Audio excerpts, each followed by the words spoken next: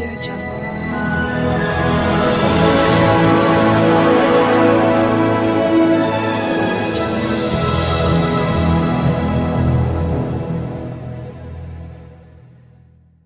బయటికి వెళ్ళడానికి వాళ్ళు చాలా చాలా ఆనందంగా ఉన్నారు. దానికి కారణం వాళ్ళు ఏర్పరచబడలేదు, పిలువబడలేదు, వాగ్దానం చేయబడలేదు. వింటున్నారా? దేవుని ఏర్పాట్లో, దేవుని ఎన్నికలో, దేవుని పిలుపులో, దేవుని వాగ్దానంలో లేనివాడు ఎప్పుడు ఈ వర్తమానాన్ని విడిచిపెట్టడానికి ఇష్టపడతా ఉంటాడు. ఈ వర్తమానంలో ఎట్లా జీవించినా మన కృప ఉన్నదంటే వాడికి దానికి ఓటు జై అంటాడు.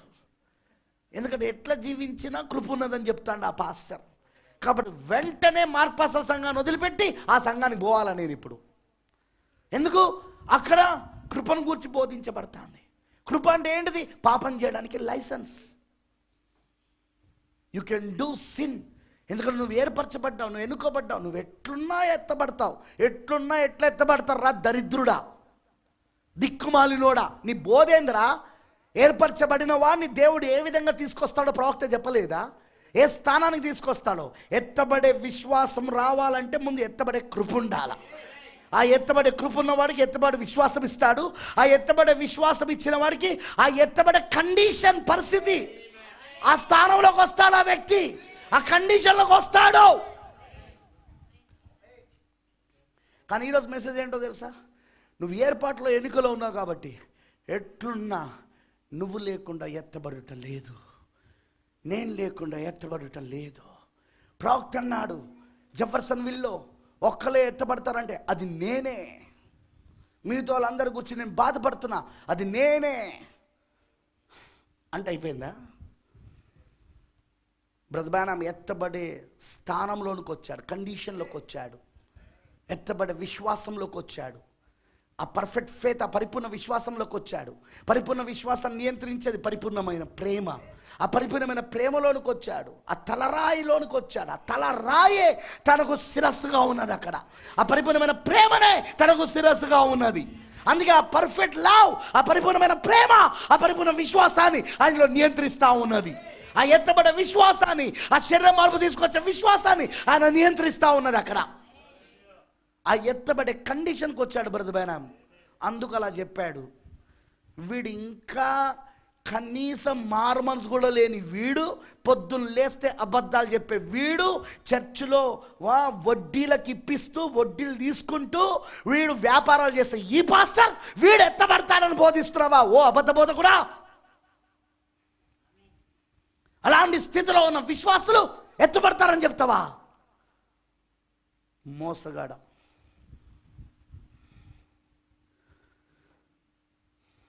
ఆ కండిషన్కి దేవుడు తీసుకొస్తాడు. నేను బ్రదర్ బ్రానమ్ అంటాడు ర్యాప్చరింగ్ కండిషన్, ర్యాప్చరింగ్ ఫేత్, ర్యాప్చరింగ్ గ్రేస్. ర్యాప్చరింగ్ గ్రేస్ ఉన్నవాడికే, ఎత్తబడే కృప ఉన్నవాడికే ర్యాప్చరింగ్ ఫేత్ ఇస్తాడు.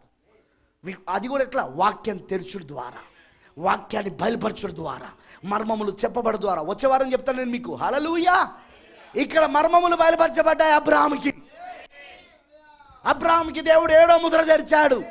హల్లెలూయా! అదే మనిషి కుమారుని పరిచర్య, అదే ఏకైక మనిషి కుమారుని పరిచర్య. ఆ 7వ ముద్ర కిందనే అబ్రాహాము శరీర మార్పు పొందుకున్నాడు.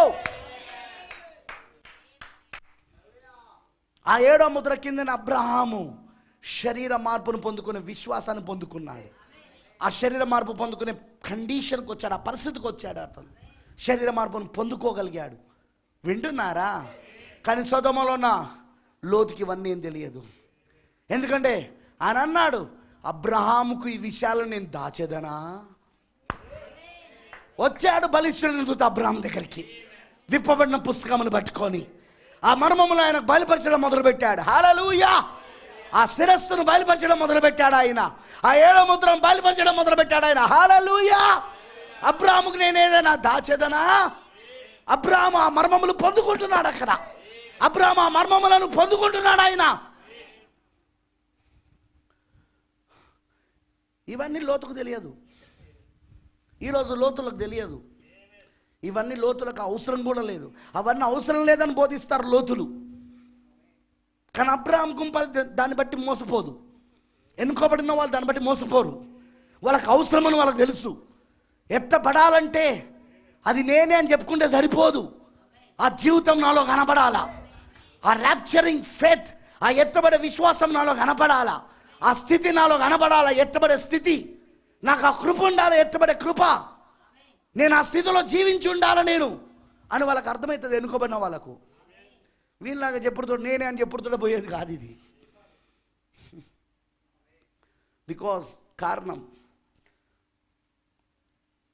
ఆ బలిష్ఠుడైన దూత, ఆ సర్వశక్తి కలిగిన దేవుడు, ఆయన ప్రసన్నత, ఆ వ్యక్తి యొక్క ప్రసన్నత పర్సనల్గా వ్యక్తిగతంగా అబ్రహాంకు బయలుపరచబడ్డది.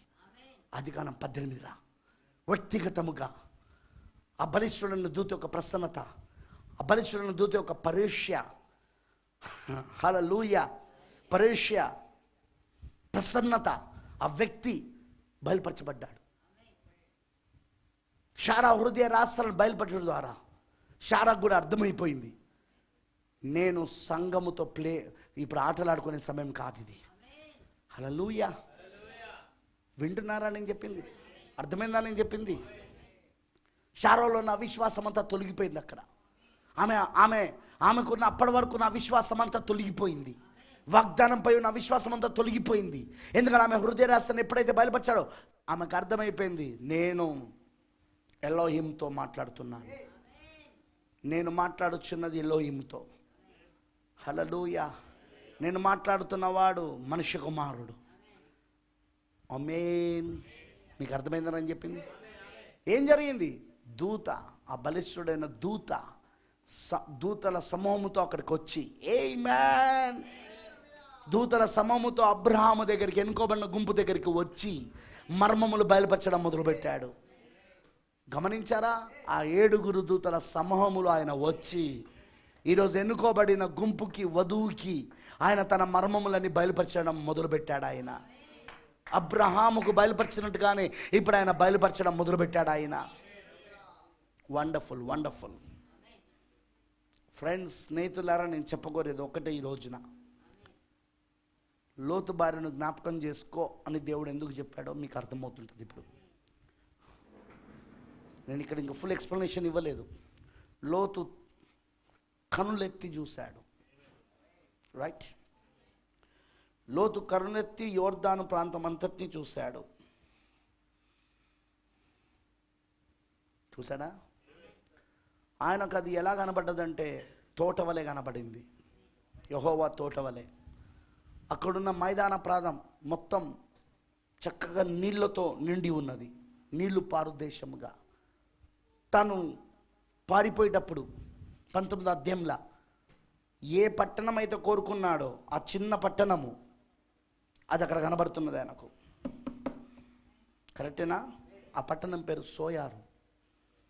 నేను ఆ పట్టణానికి వెళ్ళి దాచుకుంటానన్నాడు. అన్నాడా? వినబడతలేదు నాకు. లోతుకి ఇంకా అర్థం కాలేదు, సొదొమ గొమొర్రాను బయటికి విడిచిపెట్టిపోయినంత మాత్రాన రక్షణ లేదని. లోతుకి అప్పటికీ అర్థం కాలేదు. అబ్రహాముతో కల్దీల దేశమును విడిచిపెట్టి యూఫ్రటీస్ నది దాటి బాప్తిజం పొందుకొని వచ్చిన వాగ్దాన దేశంలోకి వచ్చిన అక్కడ రక్షణ లేదని, లోనికి వెళ్తేనే రక్షణ అని అక్కడ అర్థం కాలేదు. అదే సమయంలో ఇప్పుడు సొదొమ గొమొర్రాను విడిచిపెట్టి, ఎందుకంటే సొదొమ గొమొర్రా పైన దేవుని తీర్పులు కుమ్మరించబడుతున్నాయి. సొదొమ గొమొర్రా పైన ఇప్పుడు దేవుని యొక్క అగ్ని గంధకములు కుమ్మరించబడబోతున్నాయి. సొదొమ గొమొర్రాలో ఇప్పుడు పెద్ద భూకంపం రాబోతున్నది. సొదొమ గొమొర్రాలో ఉన్న మొత్తము అగ్ని పర్వతాలు యాక్టివ్లోకి రాబోతున్నాయి. ఇక అవి పేలబోతున్నాయి, బూడిద కాబోతున్నది ఆ పట్టణం అంతా. అర్థమైందా? మీకు అర్థమవుతుందని చెప్పింది. ఇప్పుడు ఈయన ఏమనుకున్నాడో తెలుసా? నేను బయటికి వెళ్ళిపోవడమే రక్షణ అనుకుంటా ఉన్నాడు. కాదు, మీకు చూపిస్తాను వచ్చేవారం. బయటికి వెళ్ళడమే రక్షణ కాదు. ఎందుకంటే వీళ్ళు బయటికి వెళ్తున్నప్పుడే కదా ఈమె ఉపశమంగా మారింది. బయటికి వెళ్తున్నప్పుడే ఈమె ఉపస్తంభంగా మారింది. ఎవరు? లోతు భార్య.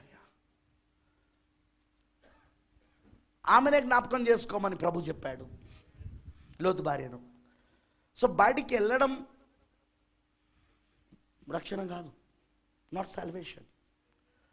చాలామంది ఇప్పటికట్టనే అనుకుంటున్నారు. బయటికి వెళ్ళడం, నేను ఒకప్పుడు సిఎస్ఐలో ఉండే, ఇప్పుడు బయటకు వచ్చేసిన. నేను ఒకప్పుడు అదేంటిది హోలీనెస్ పిలిగ్రిమ్లో ఉండే బయటకు వచ్చేసిన. ఒకప్పుడు నేను జోహో విట్నెస్లో ఉండే బయటకు వచ్చిన, చర్చ్ ఆఫ్ క్రైస్ట్లో ఉండే బయటకు వచ్చిన, నేను ఫలానా సంస్థలో ఉండే బయటకు వచ్చిన. సార్, బయటికి రావడం రక్షణ కాదు, లోనికి వెళ్ళడం రక్షణ. నువ్వు బయటికి వస్తే సరిపోదు, లోనికి వెళ్ళాలా. ఆ లోనికి వెళ్ళే దగ్గరనే అసలైన పరీక్ష ఉంటుంది. లోనికి అందరూ వెళ్ళలేరు, బయటికి అందరూ రాగలరు, కానీ లోనికి అందరూ వెళ్ళలేరు. ఏర్పరచబడిన వారు తప్ప, ఎన్నుకోబడిన వారు తప్ప ఎవరునూ లోనికి వెళ్ళలేరు. బయటికి ఎవరైనా బయటికి రావచ్చు, బయటికి ఎవరైనా రావచ్చు. ఏర్పాట్లో లేనివాడు కూడా బయటికి రావచ్చు, కానీ లోనికి మాత్రం ఏర్పాట్లో ఉన్నవాళ్ళు మాత్రమే లోనికి వెళ్తారు. అర్థమైందా? అర్థమైందా? ఇప్పుడు లోతు తాను ఏదైతే ఎన్నుకుంటున్నాడో అదే అతని హృదయంలో ఉన్నది. అసలు లోతు ఏమనాలో తెలుసా? అబ్రామా, నిన్ను విడిచిపెట్టేటి వెళ్తా నేను. కరెక్ట్ కదా? ఏంటి నిన్ను విడిచిపెట్టి నేనేటి వెళ్తాను? దేవుడు నిన్ను పిలిచినట్టు నన్ను కూడా పిలిచాడు. దేవుడు నిన్ను ఎన్నుకున్నట్టు నన్ను ఎన్నుకున్నాడు. నిన్ను పిలిచినట్టు నన్ను పిలిచాడు. నిన్ను ఈ వాగ్దాన దేశంలో ఎలా నిన్ను తీసుకొచ్చి ఇక్కడ నిన్ను ఈ స్థానంలో పెట్టి అభిషేకించాడో, దేవుడు నన్ను కూడా ఆ విధంగానే ఈ వాగ్దాన దేశంలో తీసుకొచ్చి నన్ను ఇక్కడ ఈ స్థానంలో పెట్టి నన్ను అభిషేకించాడు. నీకు మాత్రమే వాగ్దానం కాదు, నాకు కూడా అనగలడా? అనడానికి ఏమైనా ఛాయిస్ ఉందా? అసలు అనాల్సింది అదే, కానీ అనలేదు. అనలేడు కూడా. లోతులు అనలేరు, లోతు కాపర్లు అనలేరు. They can't. ఎందుకంటే ఎక్కడైతే అబ్రాహాము ఉన్నాడో అక్కడే మనిషి కుమారుని పరిచర్య జరిగేది. ఏకైక మనిషి కుమారుని పరిచర్య లోతు దగ్గర కాదు, ఇక్కడ. ఎక్కడైతే అబ్రాహాము ఉన్నాడో అక్కడ 7 ఉరుములలో నుండి క్రొత్త పేరును అబ్రాహాము శారాలు వినబోతున్నారు. ఇప్పుడు వాళ్ళు అబ్రాహాము నుండి అబ్రహాముగా, శారాయి నుండి శారాగా వాళ్ళు మారబోతున్నారు. ఇప్పుడు వాళ్ళు ఓవర్కమర్స్, వాళ్ళు జయించు వారిగా అక్కడ దేవుడు వాళ్ళ పేర్లను మార్చబోతున్నాడు. ఇప్పుడు క్రొత్త పేర్లు వాళ్ళకి ఇవ్వబోతున్నాడు ఆ 7 ఉరుములలో నుండి. లోతున్న చోట కాదు, ఇక్కడ అబ్రాహాము ఉన్న చోట. కానీ ఆ రెవల్యూషన్ లోతుకున్నదా? లేదు. ఆ రెవల్యూషన్ లోతు కాపర్లకు ఉన్నదా? లేదు. ఆ ప్రత్యక్షత బయలుపడే వాళ్ళకి లేదు. కాబట్టి సంతోషంగా వెళ్ళిపోయారు. నువ్వు జీతగాడివిరా అంటే కూడా రోషం వస్తలేదు దేవుడికి కూడా. నాకు ఇంకా నెలకు 3,000 వేస్తావే. ఒకవేళ ఆ అయ్యగారు వేయడం ఆలస్యం అయితే వెంటనే సంఘ పెద్దకు ఫోన్ చేసి, అయ్యగారు ఫోన్ చేస్తే బాగుండదు కానీ మీకు అందుకే ఫోన్ చేసిన, ఈ నెల రావాల్సిన 3,000 ఇంకా అకౌంట్లో రాలేదు, ఎందుకు రాలేదు? సిగ్గులేనోడా, లోతు కాపరి, జీతగాడ. 3,000 కోసం, 5,000 కోసం, చర్చ్ బిల్డింగ్ల కోసం, బండ్ల కోసం, కార్ల ఈఎంఐల కోసం పడిపోయినోడా. ఒక్క పూట భోజనం కొరకు ఏషావు ఎలా తన జ్యేష్ఠత పక్కన అమ్ముకున్నాడో నువ్వు అలాగనే వాడికి అమ్మేసుకున్నావు ఆల్రెడీ. నీ సంఘంలోకి ఎవరిని పిలవడానికి వీలే లేదుగా. ఆ బిషప్ని తప్ప ఇంకెవరన్నా పిలిస్తే వచ్చే నెల ఈఎంఐ కట్టాడు నీ కార్కి, వచ్చే నెల బండికి ఈఎంఐ కట్టడు, వెయ్యడిగా అమౌంట్. వచ్చే నెల 3,000 5,000 పడవు. పైగా వచ్చే నెల అసలే చర్చ మొదలు పెడతానంటావు. జీతగాళ్ళు ఇంత తిట్టినా వీళ్ళకి సిగ్గు వస్తుంది అనుకుంటానా? ఇంకా నన్నేవాళ్ళు అబద్ధ బోధకుడు ఆయన, పడిపోయాడు ఆయన. ఎవడు పడిపోయినరా, నువ్వా నేనా? నీ సంఘానికి, నీ పుల్పిట్కి ఎందుకు అబ్రాహాం దగ్గర ఉన్న కాపర్లు వచ్చి బోధిస్తలేరు? ఎందుకు ఆ అనుభవాలు చెప్తలేరు? ఎలోహిం, ఎల్షడాయ్, మనిషి కుమారుని పరిచర్య ఎందుకు జరుగుతలేదు నీ సంఘంలో? ఆ అనుభవాలు ఎందుకు అవుతలేవు? ఎందుకు ఆ ప్రకటన 10 గురించి బోధిస్తలేరు? 1963లో తలరాయిగా దిగొచ్చిన క్రీస్తుని గురించి ప్రకటన 10 గురించి ఎందుకు బోధిస్తలేరు? ఎందుకు ఆ క్రొత్త పేరు గురించి మాట్లాడతలేరు వాళ్ళు? వాయ్? ప్రాఫిట్ అంతా దాని గురించే మాట్లాడాడుగా మెసేజ్లు అన్నిట్లల్లా. అదే ప్రవక్త వర్తమానాలు బోధించే బోధకులు అయితే మరి వీళ్ళు ఎందుకు చెప్తలేరు? వీళ్ళు సింపుల్, లోతు కాపర్లు. లోతు కాపర్లు ఎప్పుడు అట్లనే ఉంటారు. పాపం సొదొమలో ఉన్న లోతుకి నేను మేయర్ అవడమే ముఖ్యం అనుకున్నాడు, మేయర్ అయిపోయాడు. లోతు భార్యను నేను మహిళా సంఘాలకు అన్నిటికీ నేను అధ్యక్షురాలు కావాలనుకున్నది, ఆమె అనుకున్నది అక్కడ పొందుకున్నది. లోతు కూతురులో ప్రతి ఫ్యాషన్ షోలో మేము పాల్గొని ఫ్యాషనబుల్గా తయారయ్యి ఆ ఫ్యాషన్ షోలో మేము మిస్ సొడొమ్, మిస్ గొమొర్రాగా పేరు పొందుకున్నారు. అందరూ ఆ మిస్ గొమొర్రా, మిస్ సొడొమ్, లోతు యొక్క కుమార్తెల యొక్క ఫోటోలు ఇంట్లో పెట్టుకున్నారు అక్కడ సొదొమ గొమొర్రాలో. పాయింట్ అర్థమైందా? ఇవన్నీ అక్కడ లోతు జీవితంలో జరుగుతున్నాయి. కానీ ఇక్కడ అబ్రాహాం జీవితంలో ఏం జరుగుతున్నాయి వాళ్ళకి ఏం తెలుసు? వాళ్ళకు ఏం తెలియదు వాళ్ళకు బికాస్ ఇట్ వాజ్ సీల్డ్. అది వాళ్ళకు ముద్రించబడి ఉన్నది, 7వ ముద్ర. వాళ్ళకి 7వ ముద్ర తెరవబడలేదు, వాళ్ళకి 7వ ముద్ర ముద్రించబడి ఉన్నది వాళ్ళకు. అందుకే వాళ్ళకి 7వ ముద్ర అక్కర్లేదని బోధిస్తారు. 7వ ముద్ర మనకు అక్కర్లేదు అంటారు వాళ్ళు, ఎందుకంటే వాళ్ళకి ముద్రించబడి ఉన్నది అది. కానీ మనకు తెరవబడింది అది, ఎందుకంటే మనం ఎన్నుకోబడిన గుంపు కాబట్టి, మనం అబ్రహాము గుంపు కాబట్టి, మనం వాగ్దానములో ఉండి శరీర మార్పు పొందుకోబోయే వాళ్ళము కాబట్టి. హల్లెలూయా. అందుకే ఇక్కడ ఎన్నుకోబడిన గుంపుకి సాదృశ్యంగా ఉన్న అబ్రహాము, హల్లెలూయా, ఎలా దైవికమైన ప్రత్యక్షతలు పొందుకున్నాడో, మనిషి కుమారుని పరిచర్యను పొందుకున్నాడో, మనిషి కుమారుని బయలుపాటును పొందుకున్నాడో, ఇక్కడ కూడా ఎన్నుకోబడిన వాళ్ళు ఆ విధంగా పొందుకుంటున్నారు. వింటున్నారా? ఇక్కడ కూడా వారి కొత్త పేర్లతో ఆయన పిలుస్తున్నాడు. గమనించండి, షారాగా ముందు అధ్యాయంలోనే ఈయనే మార్చాడు. అందుకే ఈయన కొత్త పేరు తెలుసు కాబట్టి నీ భార్య అయిన షారా. ఎక్కడ? షారాయి కాదు, షారా.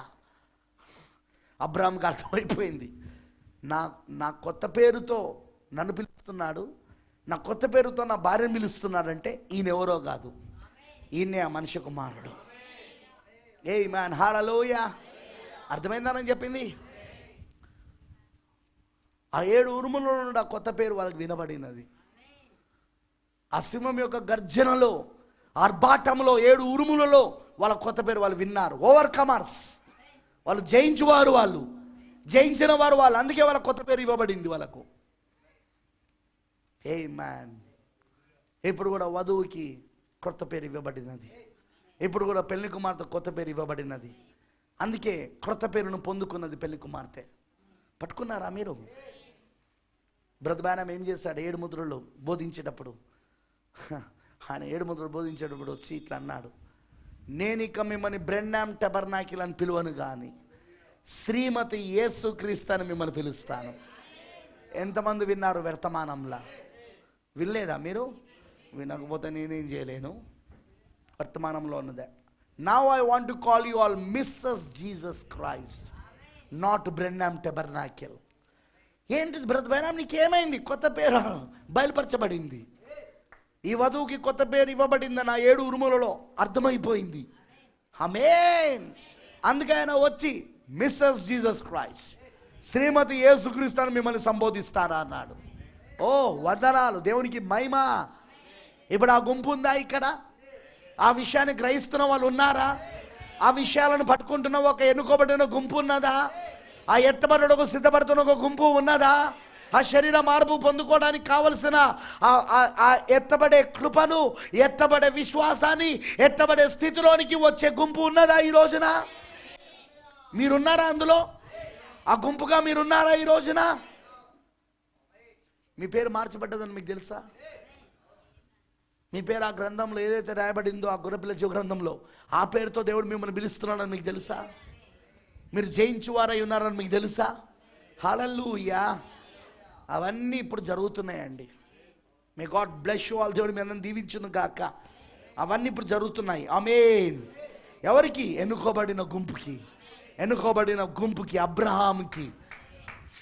లోతుకి ఏమైనా ఉన్నాయా? ఏం లేవు. ఇక ఏం లేవు. అతనికి ఇట్లాంటి అనుభవాలు లేవు. అతను ఏది కావాలనుకున్నాడో అది పొందుకొని ఉన్నాడు అక్కడ. లోతు భార్య, లోతు పిల్లలు ఏది కావాలనుకున్నా అవన్నీ పొందుకొని ఉన్నారు అక్కడ.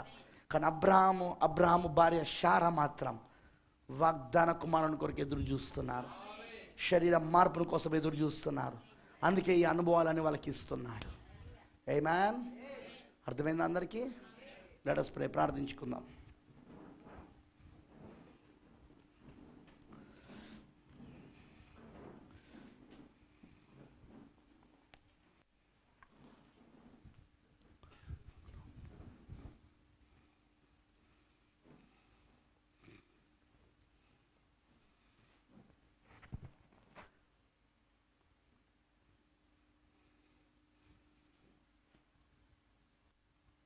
Thank you lord.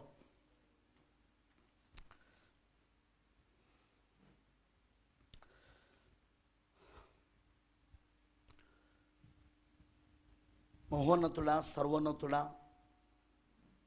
సర్వశక్తిమంతుడా నీకు స్తోత్రాలు. Thank you Jesus for opening of your seals. నీ ముద్రలను తెరిచినందుకు, రాయబడిన వాక్యం కింద రాయబడని వాక్యాన్ని మాకు బయలుపరుస్తున్నందుకు, వరుసల మధ్యలో ఆ లైన్ల మధ్యలో దాగున్న ఈ విషయాలను గ్రహించినట్లు చేస్తున్నందుకు నీకు వందనాలు దేవా. ఆ రోజున అబ్రహాంకి నేనేమైనా దాచేదనా అని చెప్పి ముద్రలు తెరిచి చూపించావు. 7వ ముద్రలు అవన్నీ ఆయనకు తెరిచి చూపించావు. అది ఆయనకు శరీర మార్పును తీసుకొచ్చింది, మనిషి కుమారుని పరిచర్య. ఇప్పుడు కూడా ప్రభు అదే ఎన్నుకోబడిన గుంపు, అబ్రహాం ఎవరికైతే సాదృశ్యంగా ఉన్నాడో ఆ ఎన్నుకోబడిన గుంపు ఈ కాలంలో కూడా వారికి కూడా నీవు ఇప్పుడు 7వ ముద్రలో ఈ మర్మములన్నీ విప్పి చూపిస్తున్నావు. వారికి అందరికీ మర్మములన్నీ విప్పి వారికి చూపిస్తూ వారి శరీర మార్పు పొందుకునే విశ్వాసంలోనికి, ఎత్తబడే విశ్వాసంలోనికి తీసుకొస్తున్నావు. Thank you Jesus. 7 ఉరుములలోనే ఎత్తబడే విశ్వాసం ఉన్నది అని అన్నాడు. ఆ 7 ఉరుములలోనే ఎత్తబడే విశ్వాసం ఉన్నది. మరి ఆ 7 ఉరుములలో నుండే నీ క్రొత్త పేరు నీకు వినబడుతుంది అన్నాడు. Yes lord. ఆ క్రొత్త పేరును మాకు వినబడినప్పుడు, క్రొత్త పేరు లేకుండా చాలామంది చర్చ్ కూడా వస్తారు మెసేజ్లో. చాలామంది కొత్త పేరు తెలియకుండానే, వాళ్ళకి ఆ పేరు వినబడకుండానే చర్చిలో సభ్యులుగా ఉంటారు, బాప్తిస్మాలు పొందుకుంటారు, ప్రభురాత్రి భోజనాలు తీసుకుంటారు, కానుకలు వేస్తారు, దశమభాలు ఇస్తారు, చర్చిలో మెంబర్స్గా జీవిస్తారు. కొత్త పేరు లేకుండానే, కొత్త పేరు తెలియకుండానే చాలామంది ఉంటారు. కానీ దేవా, ఒక ఎన్నుకోబడిన గుంపు ఉన్నది ఇప్పుడు. వారికి వాళ్ళ కొత్త పేరు బయలుపరచబడ్డది. జయించు వారికి నువ్వు క్రొత్త నామముని ఇస్తున్నావు. ఆ కొత్త పేరు నువ్వు వాళ్ళకి బయలుపరిచావు. ఆ ఉరుములలో నుండి వాళ్ళ పేరు విన్నారు. వాళ్ళు ఆ ముద్రలు తెరబడినప్పుడు అందులో నుండి వాళ్ళ పేరు వాళ్ళు విన్నారు ప్రభువా. Thank you lord. అందుకే అది వాళ్ళకి ఎత్తబడే విశ్వాసాన్ని ఇస్తున్నది, ఎత్తబడే స్థితికి, కండిషన్కి వాళ్ళని తీసుకొస్తున్నది. దీనంతటికి కారణం వాళ్ళకి ఎత్తబడే కృపనిచ్చావు కాబట్టి. ఎత్తబడే కృపున్న వారికే ఎత్తబడే విశ్వాసం ఇస్తావు. ఎత్తబడే విశ్వాసంలోకి వచ్చేవాడే ఎత్తబడే కండిషన్లోకి వస్తాడు ప్రభువా. ఇప్పుడు అదే జరుగుతున్నది ఇక్కడ. ఎన్నుకోబడిన గుంపులో, ప్రపంచవ్యాప్తంగా ఎన్నుకోబడిన నీ గుంపులో అదే జరుగుతున్నది దేవా. ఇప్పుడు ఆ లేఖనాలే నెరవేర్పు జరుగుతున్నాయి, ఇప్పుడు ఆ ప్రవచనాలే నెరవేర్పు జరుగుతున్నాయి. కానీ లోతు కూడా ఉన్నాడు, లోతు భార్య కూడా ఉంది అక్కడ.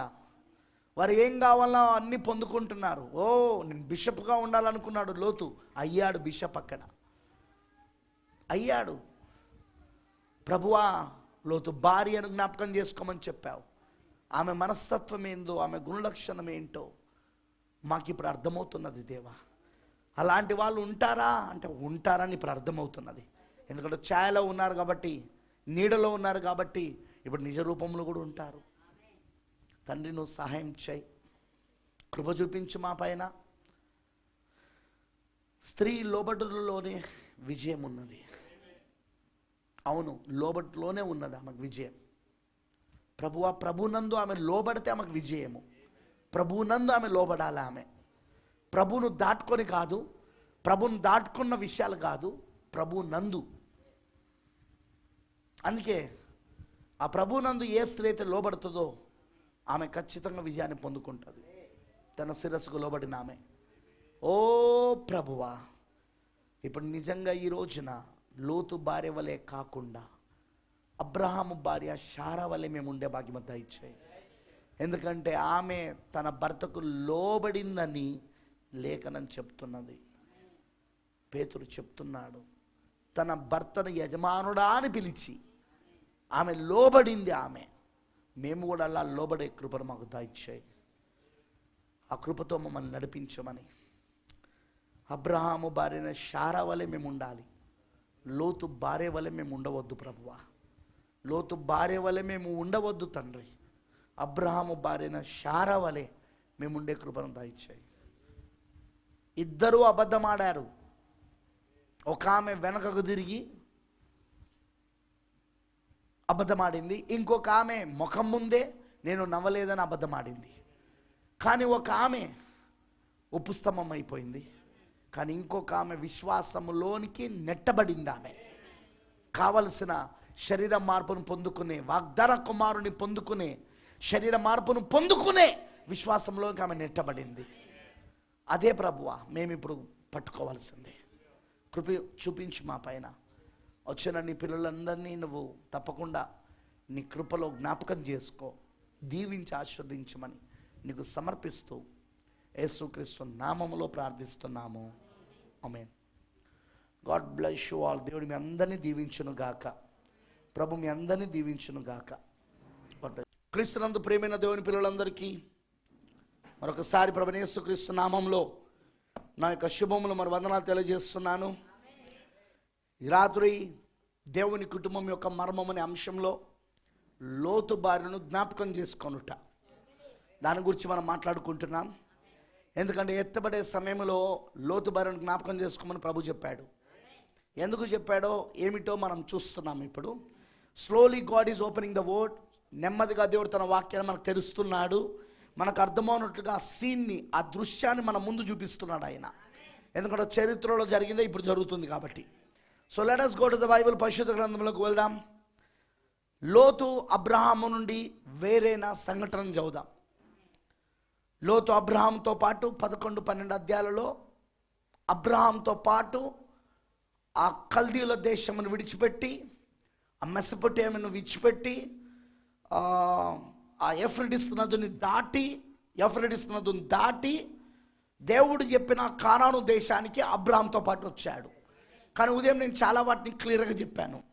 లోతుకు దేవుని ముందు నిర్ణయం లేదు. దేవుని ముందు నిర్ణయంలో, దేవుని ఎన్నికలో, దేవుని ఏర్పాట్లో లోతు లేడు. లోతు ఫ్యామిలీ లేదు, లేదు కుటుంబం లేదు. లోతును దేవుడు పిలవలేదు అసలు.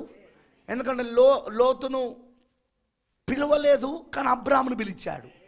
ఎందుకంటే అబ్రాహాం ఏర్పాట్లో ఉన్నాడు కాబట్టి, అబ్రాహాం దేవుని ఎన్నికలో ఉన్నాడు కాబట్టి, ముందు నిర్ణయంలో ఉన్నాడు కాబట్టి దేవుడు అబ్రాహామును పిలిచాడు. కానీ లోతును పిలవలేదు ఆయన. కానీ లోతు అబ్రాహాంతో పాటు వచ్చాడు. అందుకే ఒక్కసారి కూడా దేవుడు లోతుతో వ్యవహరించినట్లు, లోతుతో సంధించినట్లు, లోతుతో మాట్లాడినట్లు మనకు బైబిల్లో ఏ చోట కనపడదు మనకు. కానీ అదే దేవుడు అబ్రహాముతో వ్యవహరించినట్లు, అబ్రహాముతో సంధించినట్లు, అబ్రహాముతో మాట్లాడినట్లు, అబ్రహాము ఒకవేళ జారిపోతే వాగ్దాన దేశము నుండి ప్రక్కకు తొలగిపోవడమే జారిపోవడం, లోకంలోకి కలిసిపోవడం. వింటున్నారా? ఇప్పుడు అలా వాగ్దాన దేశం నుండి అబ్రహాము ఎప్పుడు జారిపోయినా మరలా దేవుడు అబ్రహాము జీవితంలో జోక్యం తీసుకొని తిరిగి వాగ్దాన దేశాన్ని తీసుకొస్తున్నాడు. కరెక్టేనా? ఇక్కడ 13వ అధ్యాయానికి వచ్చినప్పుడు సరిగ్గా ఐగుప్తు నుండి తిరిగి అబ్రహాము మరలా వాగ్దాన దేశానికి వచ్చిన సంఘటన మనకు కనబడుతున్నది. ఎందుకంటే దీనికంటే ముందు అబ్రహాము ఐగుప్తుకు వెళ్ళాడు. అబ్రహాంతో పాటు లోతు కూడా వెళ్ళాడు. అబ్రహాంతో పాటు లోతు. వింటున్నారా? కానీ బ్రదర్ బైరామ్ ఏమని చెప్పాడంటే ఇట్స్ అన్రిటన్ వర్డ్, అది రాయబడిన వాక్యం. కానీ ఆ రాయబడిన వాక్యం యొక్క మర్మమును కూడా చెప్పడానికే ప్రవక్త వచ్చాడు. ఎందుకంటే అది రాయబడిన వాక్యం కింద దాచబడి ఉన్నది కాబట్టి.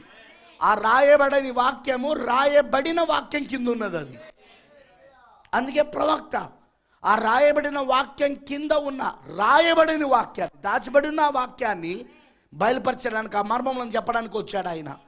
బ్రదర్ బైరామ్ ఏమంటాడంటే అక్కడ ఐగుప్తులో ఏం జరిగిందో మనకు అబ్రాహాం యొక్క జీవితమే కనబడుతుంది, కానీ లోతు జీవితం కనబడతలేదు. కానీ ప్రవక్త చెప్పాడు లోతు జీవితంలో ఏం జరిగిందో. ఆయన భార్య ఏ విధంగా ఫ్యాషన్ షోలకు అటెండ్ అవ్వడమో మొదలుపెట్టిందో చెప్పాడు. ఆమె కుమార్తెలు ఏ విధంగా వాళ్ళు అప్పుడున్న అక్కడున్న బ్యూటీ పార్లర్లకు వెళ్ళి స్టైల్గా తయారవడం మొదలుపెట్టారో చెప్పాడు. వింటున్నారా? They were very happy in Egypt.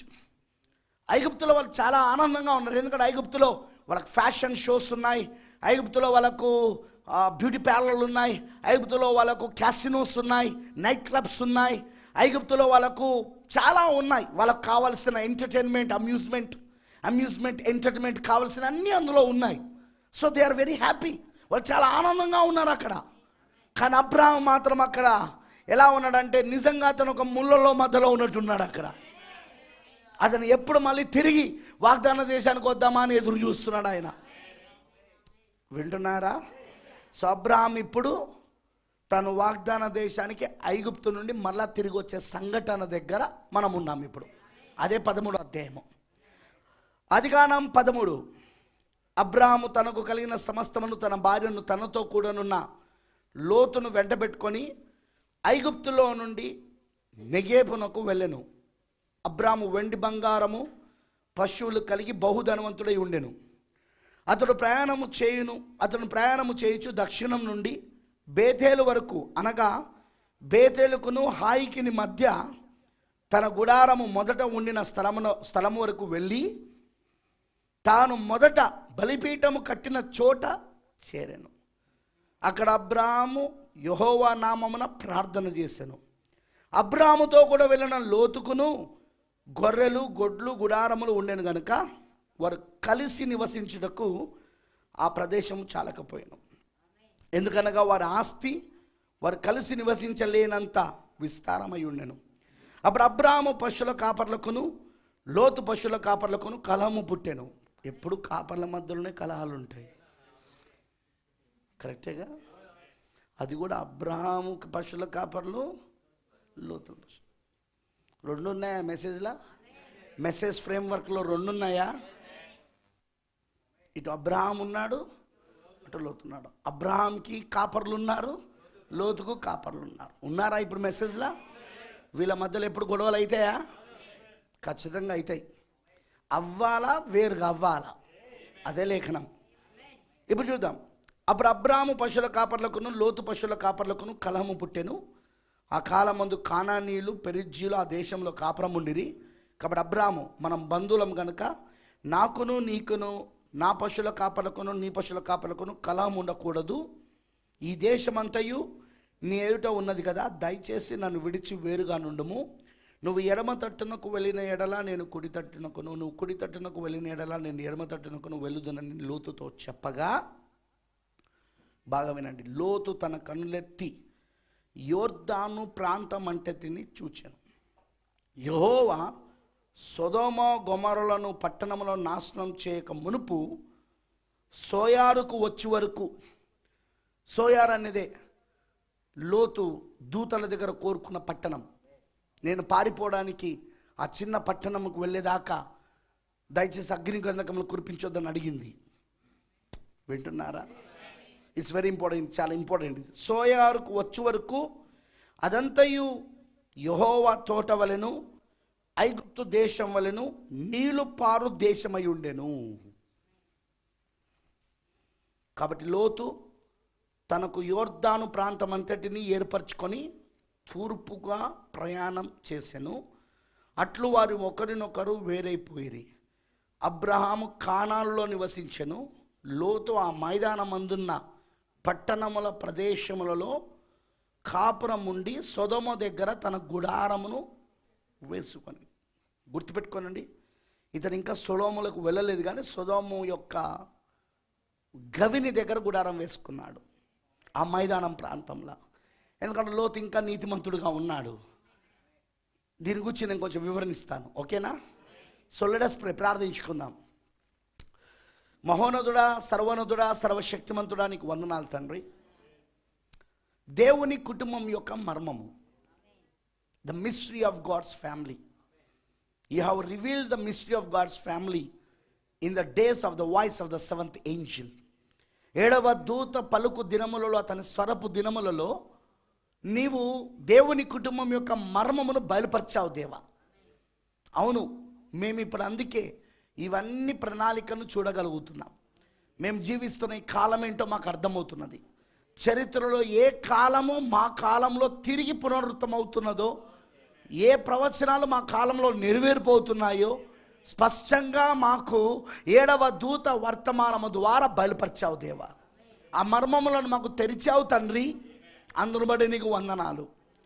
ఇక్కడ లోతు కుటుంబము, అబ్రహాము కుటుంబము కనబడుతున్నది.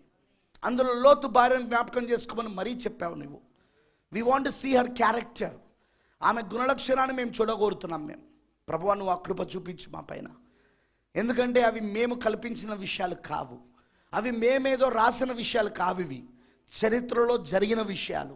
వాటినే 7వ దూత వాటిని తిరిగి మాకు మర్మములను విప్పి తెలియజేశాడు. అవే ఇప్పుడు మా కళ్ళ ఎదుట ప్రత్యక్షపరచబడతాయి, మా కళ్ళ ఎదుట నెరవేర్పు జరుగుతున్నాయి. మేమిలా చెప్పగలము, నేడు ఈ లేఖనము మా కళ్ళ ఎదుట నెరవేర్పు జరుగుతున్నది, మా వినికిడిలో నెరవేర్పు జరుగుతుందని. ఎందుకంటే మేము అది చూడగలుగుతున్నాం దేవా. అందుకే నీ పిల్లలు దీన్ని పట్టుకునే కృపను దయచేయి. ఎవరో మనోభావాలను దుఃఖపరచాలనో, లేకపోతే ఎవరి హృదయాలను బాధ పెట్టాలనో నువ్వెప్పుడు వర్తమానాన్ని ఇవ్వవు, కానీ సరిదిద్దడానికి ఇస్తావు దేవా. ఆ సరిదిద్దుకునే అవకాశం ఇస్తావు.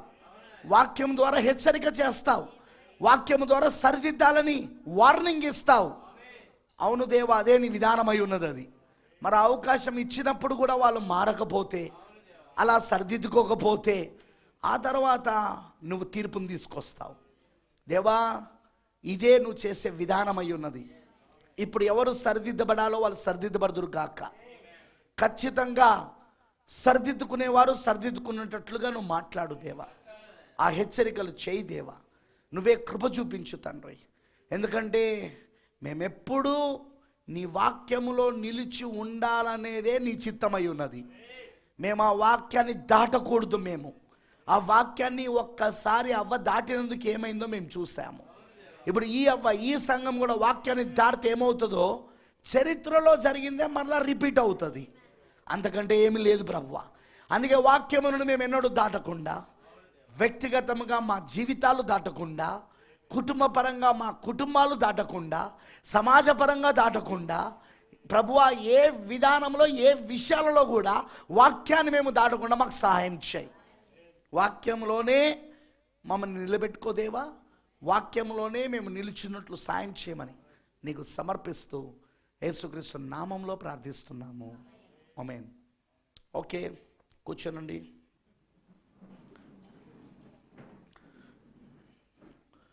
క్రీస్తునందు ప్రియమైన దేవుని పిల్లలందరికీ మరి మరొకసారి ప్రభువైన యేసుక్రీస్తు నామంలో నాకు శుభములు మరి వందనాలు తెలియజేస్తున్నా. ఈ రాత్రి జాగ్రత్తగా దేవుడి వాక్యం మీరు వినాలని కోరుతున్నా నేను. Now we're seeing something. ఎందుకంటే మన మెయిన్ ఫోకస్ మాత్రం లోతు భార్య, వారి కుటుంబం పైననే. కానీ అదే సమయంలో ఇంకో పక్కన అబ్రహాము భార్య అయిన శారా. ఓకేనా?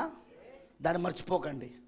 ఎందుకంటే ఇటువైపు లోతు భార్యను చూస్తున్నాం, అటువైపు అబ్రాహాం భార్య అయిన శారాను చూస్తున్నాం. ఎందుకంటే వీళ్ళు కలిసి వెళ్ళిన ఫ్యామిలీస్ ఇవి, బంధువులు, రక్త సంబంధికులు, ఒకే కుటుంబంలో నుండి వచ్చిన వారు, ఒకే తండ్రి నడుములో నుండి వచ్చిన వారు. అబ్రహాము లోతులు ఒకే తండ్రి నడుములో నుండి వచ్చారు.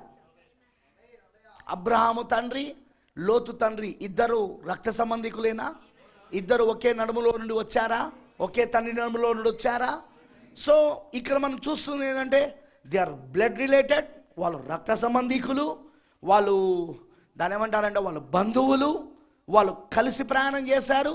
కానీ ఎంత వ్యత్యాసం ఉన్నదో మనం చూడగలుగుతున్నాం. ఆమేన్. ఇక్కడ 13వ అధ్యాయంకి వచ్చేసరికి లోతు భార్య, లోతు కుటుంబము అబ్రహాముతో వేరవుతున్నారు. God is separating them. బ్రదబానం ఏమంటారంటే గాడ్ ఈజ్ సపరేటింగ్ దెమ్. అవిశ్వాసుల్ని, వేషధారుల్ని విశ్వాసి నుండి వేరు చేస్తున్నాడు. విత్తనము నుండి పొట్టు వేరవుతున్నది. ఎందుకంటే పొట్టు ఎప్పుడు కూడా విత్తనముతో కలిసి వారసురాలు కాలేదు కాబట్టి. లోతు ఎన్నడూ వారసురాలు కాలేడు, అబ్రహాముతో వారసుడు కాలేడు. అర్థమైందా? అబ్రహాము వాగ్దానమునకు వారసుడు కాలేడు. లోతు కుటుంబం కరెక్టేనా? అబ్రహాము కుటుంబముతో లోతు కుటుంబం ఎన్నడూ కూడా వారసులు కాలేరు. విత్తనముతో పొట్టెప్పుడు కూడా వారసురాలు కాలేదు కాబట్టి. So God is separating. దేవుడు ఇక్కడ ఏం చేస్తున్నాడంటే వేరు చేస్తున్నాడు. ఇప్పుడు వేరు చేసే కార్యంలో ఫస్ట్ మనం చూస్తాం బ్యాక్గ్రౌండ్లో. పొద్దున నేను చెప్పాను, వీళ్ళు ఐగుప్తుకు వెళ్ళారు. ఐగుప్తులో ఏం జరిగిందో అబ్రహాం గురించి మాత్రమే మనకు బైబిల్లో చదవబడుతున్నది. ఐగుప్తు రాజు ఫరో శారాను ఇష్టపడి వివాహం చేసుకోవడానికి తీసుకెళ్ళాడు. కరెక్టేనా? హల్లెలూయా, వింటున్నారా? సో ఇప్పుడు అక్కడ దేవుడు అబ్రహాము జీవితంలో జోక్యం తీసుకొని, ఆమేన్, శారాను ఫరో తాకకుండా దేవుడు అడ్డుపడి తిరిగి ఫరోనే శారాను అబ్రహాము భార్యగా ఆమె ఉన్నది కాబట్టి తిరిగి ఆ మనుషుని భార్యగా ఆయనకు అప్పచెప్పేసాడు. అది అక్కడ హాగర్ వస్తుంది. ఎవరు ఎంటర్ అవుతున్నారు? హాగర్ ఎంటర్ అవుతున్నది. హాగరు తర్వాత నెక్స్ట్ 13వ అధ్యాయానికి వచ్చినప్పుడు ఇప్పుడు అబ్రహాము తిరిగి ఐగుప్తు నుండి అబ్రహాము తన కలిగిన సమస్తమును, తన భార్యను, తనతో కూడనున్న లోతును వెంటబెట్టుకొని ఐగుప్తులో నుండి నెగేబునకు వెళ్ళెను. అబ్రహాము వెండి బంగారము పశువులు కలిగి బహుధనవంతుడై ఉండెను. అతడు ప్రయాణం చేయించు దక్షిణము నుండి బేతేలు వరకు, అనగా బేతేలుకును హాయికిని మధ్య తన గుడారము మొదట ఉండిన స్థలము వరకు వెళ్ళి తాను మొదట బలిపీఠము కట్టిన చోట చేరెను. అక్కడ అబ్రాహాము యెహోవా నామమున ప్రార్థన చేసెను. అబ్రాహాముతో కూడా వెళ్ళిన లోతుకును గొర్రెలు, గొడ్లు, గుడారములు ఉండెను గనుక. Even God blessed the lot also. Blessings, దీవెనలు, ఆశీర్వాదాలు దేవుడు ఎవరికైనా ఇస్తాడు. అటు అబ్రాహాంకి ఇచ్చినట్టే లోతుకు కూడా ఇచ్చాడు. ఇంతకు లోతు దేవుని చేత పిలువబడినవాడా? కాదు. అయినా దేవుడు దీవించాడు. ఆయన అతనికి పశువులను, గొడ్లను, ధనమును ఇచ్చాడు, అస్థిపరునిగా చేశాడు. అంటే దేవుని వాగ్దానానికి, దేవుని పిలుపుకి, దేవుని ఏర్పాటుకు సంబంధం లేదు భౌతిక దీవెనలు. పాయింట్ అర్థమైందా? భౌతిక దీవెనలు ఉన్నంత మాత్రాన దేవుని యొక్క ఏర్పాట్లో నేనున్నా, దేవుని పిలుపు నాకు ఉన్నది, దేవుని వాగ్దానం నాకు ఉన్నది అని చెప్పడానికి వీల్లేదు. ఎందుకంటే ఆ భౌతిక దీవెనలు అటు దేవుని యొక్క ఏర్పాట్లో, దేవుని యొక్క ఎన్నికలో ఉన్న, దేవుని చేత పిలువబడి దేవుని చేత వాగ్దానం చేయబడిన అబ్రహాముకు ఉన్నది. దేవుని ఎన్నికలో లేక, దేవుని ఏర్పాట్లో లేక, దేవుని పిలుపు లేక, దేవుని యొక్క వాగ్దానం లేక ఉన్న లోతు కూడా ఉన్నాయి. ఉన్నాయా? కాబట్టి నువ్వెప్పుడు నీ స్పిరిచువాలిటీని, నీ ఆత్మీయతను ఈ లోకపరమైన వాటితో తూచకూడదు. ఈ లోకపరమైన వాటితో నువ్వు ఎన్నడూ తూచకూడదు. నాకు ఇల్లుంది కాబట్టి నేను ఆత్మీయుణ్ణి, నాకు కారు ఉంది కాబట్టి నేను ఆత్మీయుణ్ణి, నాకు ఆస్తులు ఉన్నాయి కాబట్టి నేను ఆత్మీయుణ్ణి, నాకు ఉద్యోగం ఉంది కాబట్టి, నాకు వ్యాపారాలు ఉన్నాయి కాబట్టి నేను ఆత్మీయుని. నో సార్, లేదండి. దాన్ని బట్టి నువ్వు ఆత్మీయంగా ఉన్నావని అనుకోవడం నీ భ్రమ. నిన్ను నువ్వు మోసపరుచుకోవడం భ్రమపరిచే ఆత్మాది. బికాజ్ కారణం ఏంటంటే ఇక్కడ మీరు చూస్తున్నారు అబ్రహాము, లోతు. బ్రదర్, వాళ్ళకైతే మనకేంది? అదే కాలంలో మనం ఉన్నాం. అదే చెప్పడానికి ప్రయత్నిస్తున్నా. అదే కాలంలో మనం ఉన్నాం. ఇప్పుడు ఏదైతే ఇక్కడ ప్రకటన ఇక్కడ ఆదికాండం 13లో జరుగుతున్నదో ఇప్పుడు ప్రకటనలో కూడా అదే జరుగుతూ ఉన్నది. ఆదిలో జరిగినదే ఇప్పుడు అంతంలో జరుగుతూ ఉన్నది. చరిత్ర మరలా తిరిగి పునరుత్తమవుతుందని ఆయన లూకాసు వార్త 10వ అధ్యాయము 26 నుండి 30 వచనాల్లో చెప్పలేదా? యేసుక్రీస్తు ప్రవచించలేదా? ఏకైక మనిషి కుమారుని పరిచయలు ఇవన్నీ జరుగుతాయని. వినబడతలేదు నాకు. So don't take light. దాన్ని చాలా సులువుగా తీసుకోకండి ఈ విషయాలను. Very important. నాకు పెద్ద చర్చ్ ఉంది, నాకు చాలా పెద్ద బిల్డింగ్ ఉంది, నా దగ్గర చాలామంది సంఖ్య ఉన్నది, నా దగ్గర చాలామంది విశ్వాసులు వస్తారు నా దగ్గరికి, నా కింద చాలామంది పాస్టర్లు పనిచేస్తారు. నేను ప్రతి నెల పెట్టే పాస్టర్ల మీటింగ్కి 40 మంది పాస్టర్లు వస్తారు, 100 మంది పాస్టర్లు వస్తారు, 200 మంది పాస్టర్లు వస్తారు. సార్, దాన్ని బట్టి నువ్వు ఆత్మీయుడు అని చెప్పలేము. ఎందుకంటే నీకు మరొక చరిత్రలో ఇంకోటి చూపిస్తానా. మికాయ కాలంలో మికాయ పక్షమున ఒక్క పాస్టర్ కూడా లేడు. కరెక్టేనా? మికాయ పక్షమున 7,000 మంది ఉన్నారు, కానీ వాళ్ళు ఎవరు కూడా అక్కడ ప్రత్యక్షం కాలేదు. కానీ అదే సిద్కియా పక్షమున 400 మంది ప్రవక్తలు ఉన్నారు. అలాగని ఇప్పుడు సిద్కియా ఆత్మీయుడు అయిపోతాడా? అలాగని సిద్కియాకు 400 మంది ప్రవక్తల సపోర్ట్ ఉన్నందుకు ఇప్పుడు అతను ఆత్మీయుడు అయిపోతాడా? అతను ఆత్మ సంబంధమైన వ్యక్తుడు అయిపోతాడా?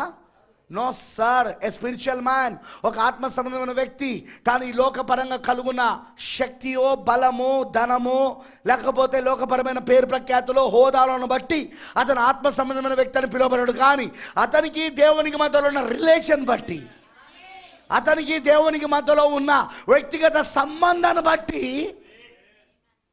అతను ఆత్మ సంబంధమైన వ్యక్తి అని పిలువబడతాడు. మా పాస్టర్ చాలా గొప్ప, మా చర్చ్కి ఎంతమంది వస్తారో తెలుసా? మా చర్చ్ పాస్టర్ మీటింగ్ పెడితే ఎంతమంది పాస్టర్లు వస్తారో తెలుసా? ఎన్ని 100 మంది పాస్టర్లు వస్తారో తెలుసా? అయితే సో వాట్? అయితే ఏంది? సతీష్ కుమార్ పెడితే కూడా వస్తున్నారు, జాన్ వెస్లీ పెడితే కూడా వస్తున్నారు, చాలామంది పెడితే వస్తున్నారు. అయితే ఏంది? ఎ స్పిరిచువల్ మ్యాన్, ఒక ఆత్మ సంబంధమైన వ్యక్తిని నువ్వు ఈ లోకపరమైన వాటితో తూచకూడదు త్రాసులో. లోతు దీవించబడ్డాడు. ఏర్పాటు లేదు, ఎన్నిక లేదు, పిలుపు లేదు, వాగ్దానం లేదు. దేవుడు ఎప్పుడు వ్యవహరించలేదు, ఎప్పుడు దేవుడు అతనితో వ్యవహరించలేదు, ఎప్పుడు దేవుడు అతనితో సంధించలేదు. అయినను దీవించబడ్డాడు. ఓ విచిత్రమైన విషయం ఏంటో తెలుసా? ఈ దీవెనలే లోతును దేవుడి నుండి వేరు చేసినాయి. ద ప్రాస్పారిటీ, అభివృద్ధి, ఫలవంతమైన అభివృద్ధి లోతును దేవుని నుండి వేరు చేసినాయి, లోతును వాగ్దానం నుండి వేరు చేసినాయి. మెనీ టైమ్స్, చాలాసార్లు ప్రవక్త బ్రహ్నాం గారు అంటారు, ఒక వ్యక్తి సేవ ప్రారంభించినప్పుడు ఏమీ లేనివాడిగా ప్రారంభిస్తాడట, ఏమీ లేనివాడిగా. అప్పుడు ఆ సమయంలో దేవునికి ఎంతో నమ్మకంగా ఉండి, ప్రభువా నువ్వు ఏది ఇస్తే అది చాలు, నాకు నువ్వు ఇచ్చిందే నేను తీసుకుంటాను, కానీ నీ సేవ మాత్రం నేను చేస్తాను, నాకేమి లేకపోయినా నీ సేవ చేస్తాను అనుకుంటా మొదలు పెడతాడట. దేవుడు అతని నమ్మకత్వాన్ని చూస్తాడు, అతని విశ్వాసాన్ని చూస్తాడు. కొద్ది రోజులు చూశాక దేవుడు ఏం చేస్తాడట అంటే, ప్రవక్త చెప్పాడు ఇది, మెల్లగా దీవించడం మొదలు పెడతాడట. God will start blessing him. దేవుడు అతన్ని దీవించడం మొదలు పెడతాడు. ఇది ఒక పాస్టరే కాదు, విశ్వాసి కూడా. సేమ్ విశ్వాసి కూడా, పాస్టరే కాదు, విశ్వాసి కూడా. ప్రవక్త విశ్వాసి గురించి కూడా చెప్పాడు ఇదే మాట.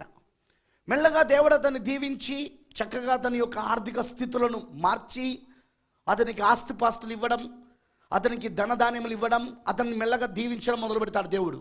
ఇప్పుడు దేవుడు అతన్ని దీవిస్తున్న కొలది అతనికి తెలియకుండానే అతను దేవునికి ఆ దీవెనలు, ఆ ఆశీర్వాదాలు, ఆ ధనధాన్యములు అతన్ని దేవుని నుండి దూరం చేస్తూ ఉంటాయి. బికాస్ కారణం ఏంటంటే, he will become the self satisfied person. బ్రతబానం అన్నాడు, సెల్ఫ్ సాటిస్ఫైడ్ పర్సన్ అంటే దాని అర్థం ఏంటో తెలుసా? ఇప్పుడు అతను స్వయం తృప్తి మనిషిగా మారిపోయాడు. తనకు కావాల్సిన అన్నీ ఉన్నాయి. ఇప్పుడు ఇల్లు ఉన్నది, స్థలాలు ఉన్నాయి, పొలాలు ఉన్నాయి, ఇతనికి ఉద్యోగం ఉన్నది, లేకపోతే వ్యాపారం ఉన్నది, లేకపోతే ఆస్తులు ఉన్నాయి, అన్నీ ఉన్నాయి, ఎల్ఐసి ఉంది, ఎవ్రీథింగ్ ఈజ్ దేర్. ఇప్పుడు అతని లోపట ప్రారంభంలో వచ్చినప్పుడు ఎలాంటి తాపత్రయము, ఎలాంటి దాహము, నా ప్రాణమా దేవుని కొరకు తృష్ణ కొనుచున్నది అన్న ఆ దాహం పోయింది. ఇప్పుడు ఆ దాహం పోయింది. ఎందుకంటే ఇతను ఇప్పుడు స్వయం సంతృప్తిలోకి వచ్చేసాడు, సెల్ఫ్ సాటిస్ఫాక్షన్. ఇప్పుడు నాకు ఇది ఉంది, నీకు ఇప్పుడు అది ఉంది, ఇప్పుడు అవన్నీ ఉన్నాయి అనే ఒక స్వయం సంతృప్తిలో ఉంటున్నాడు. కాబట్టి అతని లక్ష్యాలు నెరవేర్పు జరుగుతున్నాయి. కాబట్టి అతను కోరిన కోరికలు, అతను కలుగున లక్ష్యాలు, అతను కలుగున గమ్యాలన్నీ అతనికి వస్తున్నాయి. కాబట్టి అతను అనుకుంటాడట, దేవుడు నాతోనే ఉన్నాడు అనుకుంటాడట. కానీ ప్రవక్త అంటాడు, ఆ మొదట్లో ఉన్న ఆకలి ఇప్పుడు నీకెందుకు లేదు? దేవుని గురించిన ఆకలి, ఆ మొదట్లో ప్రారంభంలో నువ్వు వచ్చినప్పుడు దేవుని గూర్చిన ఆ తృష్ణ, ఆ ఆకలి నీలో ఇప్పుడు ఎందుకు లేదు? దుప్పి నీటి వాగుల కొరకు ఆశపడినట్లు దేవా నా ప్రాణము నీ కొరకు తృష్ణ కొనుచున్నది అని చెప్పిన ఆ కీర్తనకారుని కీర్తన ఇప్పుడు మొదట్లో ఉండే, కానీ ఇప్పుడు ఎందుకు లేదు? ప్రవక్త అంటాడు, అతనికి తెలియకుండానే అతను కొన్ని వందల వేల మైళ్ళ దూరంలో ఉన్నాడు దేవుడికి. హీ విల్ బి థింకింగ్, అతను అనుకుంటుంటాడట, దేవుడు నన్ను దీవించాడు, దేవుడు నన్ను ఆస్వాదించాడు, దేవుడు నన్ను సెటిల్ చేశాడు, దేవుడు నన్ను స్థిరపరిచాడు, నాకు ఇక్కడ స్థలం ఉంది, నాకు అక్కడ స్థలం ఉంది, నాకు అక్కడ తోట ఉంది, అదిగో నాకు ఇక్కడ పొలం ఉంది, అదిగో నాకు అది ఉంది, నాకు ఎన్ని డబ్బులు ఉన్నాయో తెలుసా? ఏం చేసుకుంటావు? ఏం చేసుకుంటావు? అగ్ని పడుతున్నప్పుడు ఏం చేసుకున్నాడు లోతు? అగ్ని పడుతున్నప్పుడు, ఆ అగ్ని సొదొమ గొమొర్రా పైన కుమ్మరించబడుతున్నప్పుడు, లోతు ఇల్లు కాలిపోతున్నప్పుడు ఏం చేశాడు? లోతు పొలాలు కాలిపోతున్నప్పుడు ఏం చేశాడు? లోతు పశుపశాలు అన్నీ కూడా కాలిపోతున్నప్పుడు ఏం చేశాడు? ఏం చేస్తావు నువ్వు? What you will do? మన సాటిస్ఫాక్షన్, మన సంతృప్తి ఎప్పుడు ఈ డబ్బు కాదు, ఈ అభివృద్ధి కాదు, ఈ అభివృద్ధులు కాదు, ధనవంతంగా మారే అభివృద్ధులు కాదు. ఓకే, అవి మంచియే, అవి నేను కాదంటలేను, అవి వద్దంటలేను నేను. కానీ నువ్వు చూసుకోవాలా, చెక్ చేసుకోవాలని స్పిరిచువల్ లైఫ్ని, నీ ఆత్మ సంబంధమైన జీవితాన్ని నువ్వు చెక్ చేసుకోవాలా. ఎలా చెక్ చేసుకోవాలా బ్రదర్? ఎలా తనిఖీ చేయాలా? ఎలా పరీక్షించుకోవాలా? నీలో ఆ మొదట్లో ఉన్న తృష్ణ ఉన్నదా? మొదట్లో ఉన్న ఆకలి నీలో, దేవుని గూర్చిన నీ ప్రాణము, దేవుని గూర్చిన ఆకలి ఇంకా, ఆ తృష్ణ ఇంకా ఉన్నదా? ఇవన్నీ కాదు ప్రభువా, నాకు నువ్వు ఉండడం ముఖ్యం. ఇవి ఉన్నా లేకపోయినా నాకు ఒకటే, కానీ నాకు నువ్వు కావాలి అనేది నీలో ఉన్నదా? మీరు ఇలా అన్నారు అనుకో, ఇవి ఉన్నా లేకపోయినా ఒకటే ప్రభు అన్నాడు అనుకో, దేవుడు నిజంగానే లేకుండా చేస్తాడు. ఎందుకంటే నువ్వు అన్న మాట, నీ కన్విక్షన్, బ్రతబాలం అంటాడు, నీ కన్విక్షన్ అంటే నీ ఒప్పుదల, నువ్వేదైతే ఒప్పుకున్నావో అక్కడ దాన్ని పరీక్షించి చూస్తాడు. అప్పుడు ఉన్నాయన్ని తీసేస్తాడు, యోబుకి తీసేసినట్టు. అప్పుడు కూడా నువ్వు అదే విధంగా దేవుణ్ణి నువ్వు ప్రేమిస్తే, అలాగనే నీ ప్రాణము తృష్ణంగా ఉంటే, అలాగనే నీ ప్రాణం ఆకలిగా ఉంటే, then you are right with God. అప్పుడు నువ్వు దేవునితో సరిగా ఉన్నావని అర్థం. అప్పుడు దేవుడే నీ సంతృప్తి పరచు భాగమని అర్థం. You are not self satisfaction person. నువ్వు ఇప్పుడు నీకు నువ్వుగా, స్వయంగా నీకు నువ్వుగా, నీకున్న ఆస్తులను బట్టి, నీకున్న ధనాన్ని బట్టి, నీకున్న పొలాలను బట్టి, ఆస్తులను బట్టి, ఉద్యోగాన్ని బట్టి, వాటిని బట్టి కాదు ఇప్పుడు నీకు సంతృప్తి. యేసుక్రీస్తుని బట్టి నీకు సంతృప్తి. యేసుక్రీస్తుని బట్టి నీకు సంతృప్తి. అది దేవుడు చూస్తాడు. Surely God will see. దేవుడు అదే చూస్తాడు. చాలామంది ఎక్కడ తప్పిపోతారంటే సెటిల్ అయ్యాక తప్పిపోతారు. స్థిరపడ్డాక వారు కలుగున లక్ష్యాల వాళ్ళ కొచ్చుడుతోటే, ఒక మంచి ఉద్యోగం కావాలా, వచ్చేసింది. పిల్లలు చదువుకోవాలా, చదువుకున్నారు. ఇల్లు కట్టుకోవాలా, ఓ 2 రూమ్ల ఇల్లు, 3 రూమ్లో ఇల్లు కట్టేసుకున్నాం. ఓ బండి కావాలా, వచ్చేసింది. అక్కడ ఒక చిన్న స్థలం కొనుక్కున్నావు. ఎల్ఐసి ప్రీమియర్లు కట్టాలి, కట్టేసినావు. సో ఐఎమ్ హ్యాపీ, నేను ఆనందంగా ఉన్నా, నేను సంతృప్తిగా ఉన్నా అని విశ్వాసం అనుకుంటాడు. పాస్టర్ల దగ్గరకు వచ్చినప్పుడు నాకు చర్చ్ కావాలా, వచ్చేసింది. నాకు కారు కావాలా, వచ్చేసింది. నాకు బండి కావాలా, వచ్చేసింది. నా పిల్లలు కూడా రేపు పాస్టర్లు కావాలా, అక్కడో సంఘం స్థాపించి పాస్టర్లుగా పెట్టేసిన, వాళ్ళకు కూడా పెళ్ళిళ్ళు చేసేసిన. I'm happy, I'm so happy. Mr Lot, అయ్యా లోతు గారు, నువ్వు దేంతో హ్యాపీగా ఉన్నావో చూసుకుంటానవా? అబ్రాహాముకి ఎంత ధనధాన్యములు ఉన్నా, ఎంత పశువులు ఉన్నా, అతని ప్రాణము వాగ్దానం కొరకు కొట్టుమిట్లాడుతున్నది. అతను దేవుని దగ్గర ఏమడిగాడో తెలుసా? ఈ ధనములు ఇవన్నీ ఎందుకు ప్రభువా నాకు? ఒకవేళ నాకు వారసులే లేకపోతే, నీ వాగ్దానం నాకు జరగకపోతే, నా ఇంటి పెద్ద దాసుడు ఎలియాజరుగా వీటన్నిటికి వారసుడు అయ్యేది. నాకు వీటిపైన కాదు, నీ వాగ్దానం పైన నాకు ఆసక్తి. చాలామంది మెసేజ్లో లోతులాగా దేంతో సాటిస్ఫై అవుతున్నారంటే, దేంతో వాళ్ళు సంతృప్తి పొందుతున్నారంటే, ఈ లోకపరమైన దీవెనలు, ఆశీర్వాదాలు, వాళ్ళు అనుకున్న లక్ష్యాలు సాధించడం. ఓసారి ఓ పాస్టర్ ఏమన్నాడో తెలుసా, నీతో ఉన్నంతసేపు నేను ఆ లక్ష్యాన్ని చేరుకోలేదు, కానీ నిన్ను వదిలిపెట్టి ఇంకో పాస్టర్ దగ్గర పోయినా నాకు వచ్చేసినాయి. సెకండ్ ఇచ్చిన బ్రదర్ అక్కడే ఉండు బ్రదర్ అని చెప్పిన. నీతో ఉన్నంతసేపు నేను పస్తులతో ఉన్నా, నీతో ఉన్నంతసేపు నేను కష్టాలు పడ్డా, నీతో ఉన్నంతసేపు నేను బాధలు అనుభవించిన, కానీ అదే ఆ పాస్టర్ దగ్గర పోడుతుంటే దేవుడు నన్ను దీవించడం మొదలుపెట్టాడు, దేవుడు నాకు కావలసిన ఇవ్వడం మొదలుపెట్టాడు. Very good. సెకండ్ ఇచ్చి మరీ చెప్పిన, God bless you brother. Message pastors ఒక పరిస్థితి ఇది. చాలామంది మెసేజ్ పాస్టర్ల పరిస్థితి ఇది. అదే బోధిస్తున్నారు ఇక్కడ నిలబడి, దాన్నే విశ్వాసుల మనసులలో జొచ్చుతున్నారు, నింపేస్తున్నారు. భౌతిక దీవెనలే దేవుడి దీవెనలు అన్నట్టుగా, భౌతిక ఆశీర్వాదాలే. ఇప్పుడిప్పుడే వధువు సంఘాలు ఎదుగుతున్నాయి, చర్చిలు కడుతున్నారు. అరే, చర్చిలు కడితే ఎదగడమా? సంఘ శాఖలు ఇప్పటికీ చర్చిలు కడతానాయి. వాళ్ళ పాత చర్చిలు కూలగొట్టి వేల మంది పట్టే కోట్ల రూపాయలు ఖర్చు పెట్టి చర్చిలు కడుతున్నారు వాళ్ళు. అది ఎదగడమా? ఏం బోధని ఇది? ఎలాంటి మోసకరమైన బోధల్ని? ఓ పాస్టర్ అంటాడు, ఓ పెద్ద ఆయన నాతో, ఇప్పుడిప్పుడే వధువు సంఘాలన్నీ కూడా స్థిరపడుతున్నాయి అన్నాడు. ఎట్లా పడతానని అడిగిన నేను. ఏముంది, దేవుడు వాళ్ళకు బండ్లు ఇస్తున్నారు. ఒకప్పుడు బండ్లు లేవు, బండ్లు వచ్చేసినాయి ఇప్పుడు అందరికీ. ఒకప్పుడు కార్లు లేవు, ఇప్పుడు కార్లు వచ్చేసినాయి. చర్చిలు బిల్డింగ్ లేవు, ఇప్పుడు చర్చ్ బిల్డింగ్లు వచ్చేసినాయి. చూసినావా దేవుడు ఏ విధంగా వధుని స్థిరపరుస్తున్నాడు? అదా వధుని స్థిరపరచుడా? అవా ఎంత మోసకరమైన బోధ, ఎంత భ్రమపరచు బోధ, ఎంత లాలన చేయు బోధ. చివరి కాలంలో లాలన చేయు ఆత్మలు ఉంటాయని ప్రవక్త చెప్పినట్టు ఇలాంటి బోధకులు చేసే బోధల ద్వారా ఎంతమంది లాలన చేయబడుతున్నారు. మీకు తెలుసా ఇప్పుడు విశ్వాసం ఎట్లా తయారైపోవడం తెలుసా? పాస్టర్ ఏ విధంగా నీకు డబ్బు వచ్చినా అది దీవెనని బోధిస్తాడు. అందుకే విశ్వాసులు కూడా ఇప్పుడు ఏ విధంగా ఆయన డబ్బు సంపాదించడమే దేవుడు దీవెన అనే స్థితికి వచ్చేసారు. మెసేజ్లో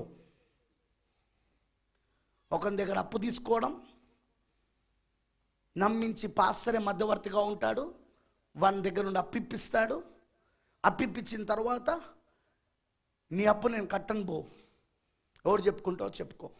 పాస్టర్ దగ్గర పోతే నాకు సంబంధం లేదు, అప్పుడేదో నేను పడ్డాను కానీ ఇప్పుడు నాకు సంబంధం లేదు, మీరు ఏదైనా ఉంటే బయట చూసుకోపోండి. అది దీవెన? అది ఆశీర్వాదమా? అదా దేవుని సంఘం ఉండే విధానం? సజీవ దేవుని సంఘం అది వేశ్య. అది దాన్ని వేశ్య అంటారు. దాన్ని అప్పులు ఇచ్చి చేసుకునే వ్యాపారాలు. పాస్టర్ మధ్యవర్తిగా ఉండి అప్పిప్పియడం, దాంట్లో వీడు కూడా కొంత తీసుకోవడం, తీసుకున్న వాని దగ్గర ఎగ్గొట్టేయడం. ఎవరు చెప్పుకుంటో చెప్పుకోపో, నీ కాయిదాలు లేవు కదా పోలీస్ స్టేషన్లో పెట్టుకోపో. పోలీసు వాళ్ళకి ఏం కావాలా? కాయిదాలు కావాలా? పాస్టర్ పైన నమ్మకంతో డబ్బులు ఇచ్చారు. పోయిన వారం ఇదే నాకు ఫోన్ వచ్చింది. అంతకుముందు వారం ఒక ఆమె మన ఎంటమెసెస్ చర్చ్లోని వరంగల్లో ఉన్న ఒక సంఘము సభ్యురాలు ఆమె ఫోన్ చేసింది. ఆమె 3 గంటలు నా ప్రాణం తిన్నది. ఆమె అక్కడ సంఘం ఆ పాస్టర్ వాళ్ళు చేసే కథలన్నీ చెప్పి ఒక అన్యురాలు నుండి మారింది ఆమె. ఏం చేయమంటావు పాస్టర్ గారు ఇలాంటివి? నేను అడిగింది నన్ను.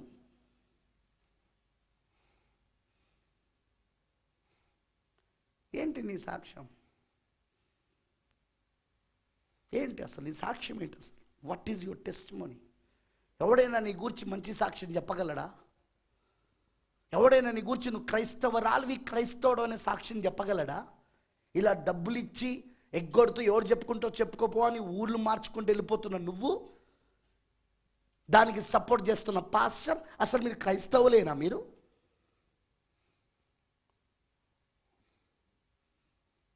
సంఘం అనేది ఒక వ్యాపార బిల్లుగా మారిపోయింది.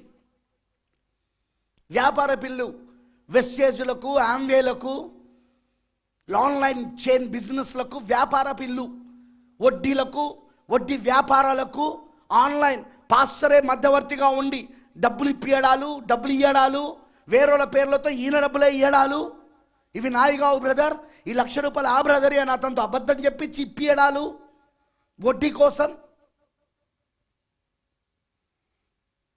What's happening? ఏం జరుగుతున్నది సంఘంలో? వ్యాపార బిల్లు. యేసు మరలా కొరడా పట్టుకుంటాడా? పట్టుకోడా? పట్టుకుంటాడా ఆయన?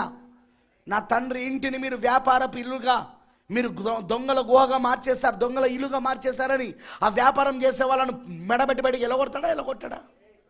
ఖచ్చితంగా ఎలగొడతాడు. నేను మాట్లాడుతుంది మెసేజ్ సంఘాల గురించి. పాస్టరే విశ్వాసులకు డబ్బులు ఇచ్చి కట్టుపడేస్తాడు.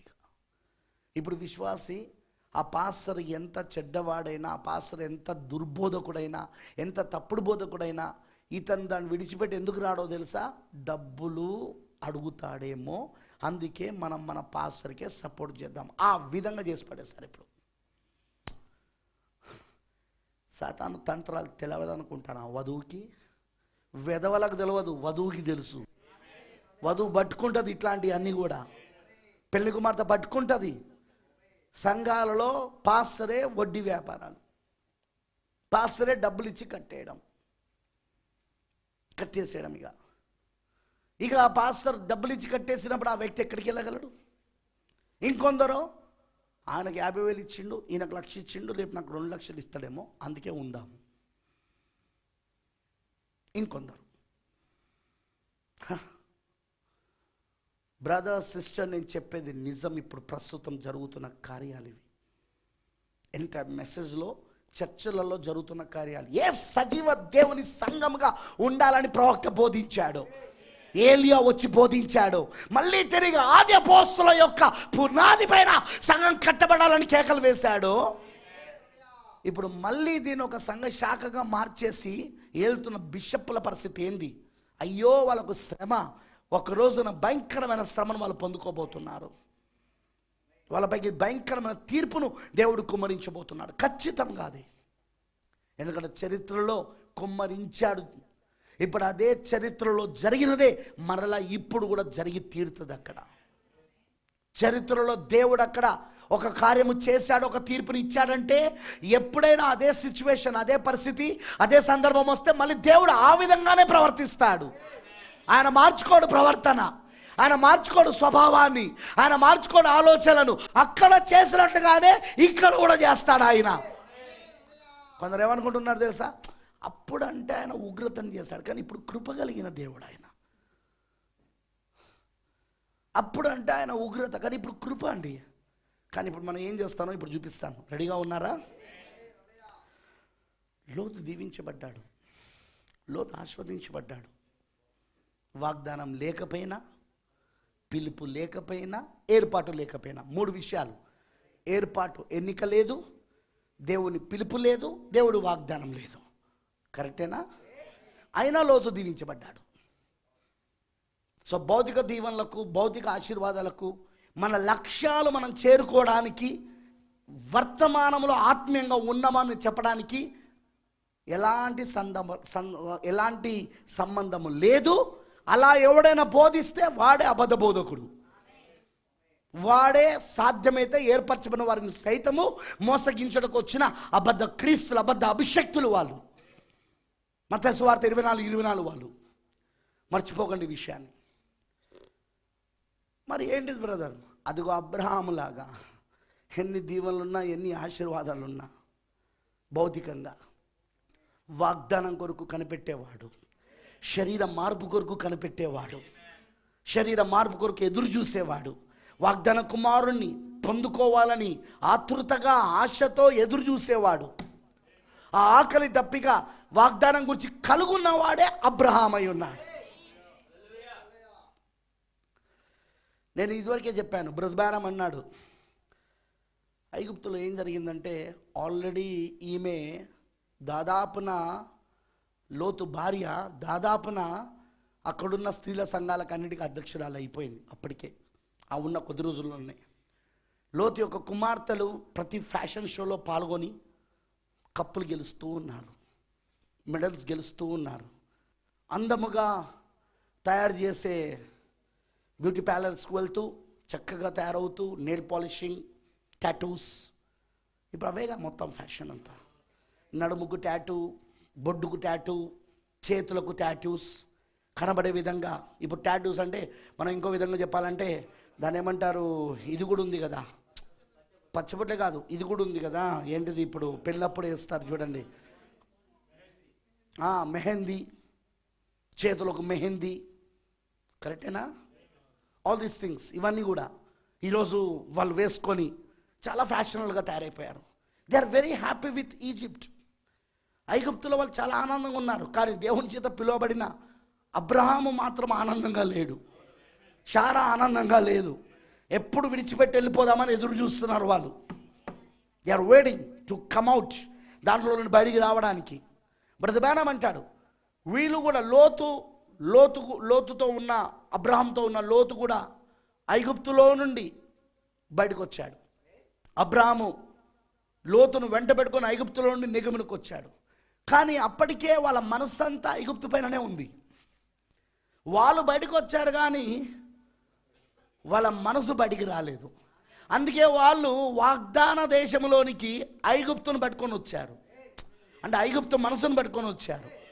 ఈ మెసేజ్లో కూడా ఐగుప్తు మనసును పట్టుకొని వచ్చేటోళ్ళు ఎంతమంది లేరు చెప్పండి. నేను పొద్దున చాలా విషయాలు చెప్పిన. ఈ మెసేజ్ నిన్ను స్వతంత్రునిగా చేయడానికి వచ్చింది. కానీ ఈ మెసేజ్ నిన్ను నిర్బంధించినట్టుగా నీకు అనిపిస్తే, నిన్ను బానిసగా చేస్తున్నది ఇది, నాకు స్వతంత్రత అనిపిస్తలేదు ఈ మెసేజ్లో అనిపిస్తే, నువ్వే లోతువి. నీ భార్యని లోతు భార్య, మర్చిపోకండి. ఎందుకంటే ఈ వర్తమానము నిన్ను స్వతంత్రునిగా చేయడానికి వచ్చింది. నిన్ను పూర్తిగా ఈ లోకాశలో నుండి, శరీరాశ, నేత్రాశ, జీవబ్రహ్మములో నుండి, గ్లోరై, శరీరాశ, నేత్రాశ, జీవబ్రహ్మములో నుండి, అవిశ్వాసం అనే పాపములో నుండి, మానవ కల్పిత బోధల్లో నుండి, సిద్ధాంతాల్లో నుండి, ఆచారాల నుండి, సాంప్రదాయాల నుండి, కులపు కట్టుబాట్ల నుండి, ఆమేన్, బంధువుల కట్టుబాట్ల నుండి, బానిసత్వము నుండి విడుదల ఇవ్వడానికి వచ్చింది వర్తమానం. చాలామందికి తెలియని విషయం ఏంటో తెలుసా? ఈ వర్తమానం ఇది జూబ్లీ ట్రంపెట్, సునాద బూర, శృంగధ్వని, సునాద బూర. ప్రతి 49 సంవత్సరాలు, 7 సంవత్సరాలకు ఒక్కసారి ఒక విశ్రాంతి. 6 సంవత్సరాలు వీళ్ళు పంటలు పండించాలా, 7వ సంవత్సరంలో విశ్రాంతి ఇవ్వాలా. తెలుసుగా మీకు ఆ విషయం? ఎంతమంది తెలుసా విషయం? అలా 7 x 7 49, 7 సంఘకాలాలు, 7 x 7 49. 49 సంవత్సరాలు అయిపోయాక 50వ సంవత్సరం మహావిశ్రాంతి కాలం. అదే సునాద సంవత్సరం. సునాద బూర ఊదబడుతుంది. ఆ సమయంలో బానిసలందరూ విడుదల పొందుకుంటారు. ఆ సమయంలో తాకట్లో ఉన్న వాళ్ళ స్వాస్థ్యాలన్నీ విడుదల పొందుకుంటాయి. ఈ 49 సంవత్సరాలు స్వాస్థ్యములు, వాళ్ళ స్వాస్థ్యములు వాళ్ళు తాకట్లో ఉంటే, వాళ్ళ స్వాస్థ్యాలు తాకట్లో ఉంటే, వాళ్ళు బానిసలుగా ఉంటే, ఏది కూడా చెల్లించకుండానే, ఆ యజమానికి ఏది చెల్లించకుండానే బూరధ్వని విన్న వెంటనే, హల్లెలూయా, వింటున్నారా? సునాద బూర విన్న వెంటనే ఆ వ్యక్తి స్వతంత్రుడు కావచ్చు, ఆ వ్యక్తి విడుదల కావచ్చు. ప్రకటన 10 ఏంటిది? వింటున్నారా? ప్రకటన 10 ఏంటిది? అదే సునాద సంవత్సరం, అదే సునాద బూర. హల్లెలూయా. ఎందుకు వచ్చింది? నీకు విడుదల ఇవ్వడానికి. నేను ఇప్పటి వరకు అపవాది బంధించి పెట్టాడు, బానిస చేసి పెట్టాడు. వాడు బంధించి బానిస చేసి పూర్తిగా వాడు పాపం అనే పంజరములో, లోకం అనే పంజరములో, లోకాశలు అనే పంజరంలో వాడు నిన్ను బంధించి పెట్టాడు. కానీ వర్తమానం వచ్చింది ఎందుకంటే నీకు విడుదల ఇవ్వడానికి. ఎందుకంటే ఇది విడుదల వర్తమానం, ఇది విమోచన వర్తమానం, ఇది సునాద బూరై ఉన్నది. ఇది ఆమేన్, హల్లెలూయా. ఆ సునాద సంవత్సరంలో యాజకుడు ఊదే బూరనే ఈ వర్తమానం. నీకు విడుదల వచ్చింది. నీకు అలా ఫీలింగ్ రాలేదనుకో, నాకు పాపము నుండి విడుదల వచ్చింది, నాకు అవిశ్వాసము నుండి విడుదల వచ్చింది, నాకు లోకాశలు, శరీరాశలు, జీవబ్రహ్మం నుండి విడుదల వచ్చింది, నన్ను దేవుడు వీటన్నిటి నుండి విడుదల ఇచ్చాడు. మానవ కల్పిత బోధలు, సిద్ధాంతాలు, ఆచారాలు, సాంప్రదాయాలు, కట్టుబాట్లు, సమస్తమైన తప్పుడు బోధలు, వాటన్నిటి నుండి నాకు విడుదల వచ్చింది ఈ వర్తమానం వలన అనేది నీకు ఫీలింగ్ రాలేదనుకో, నువ్వు ఒక లోతు వినువు. ఎందుకంటే ఇందులోకి వచ్చిన నీ మనసు మాత్రం ఐగుప్తుదే ఉంటుంది. మనిషివి వాగ్దాన దేశంలో ఉంటావు, కానీ మనసు మాత్రం ఐగుప్తులో ఉంటుంది. నీ మనసు అంతా ఐగుప్తు పైనే ఉంటుంది.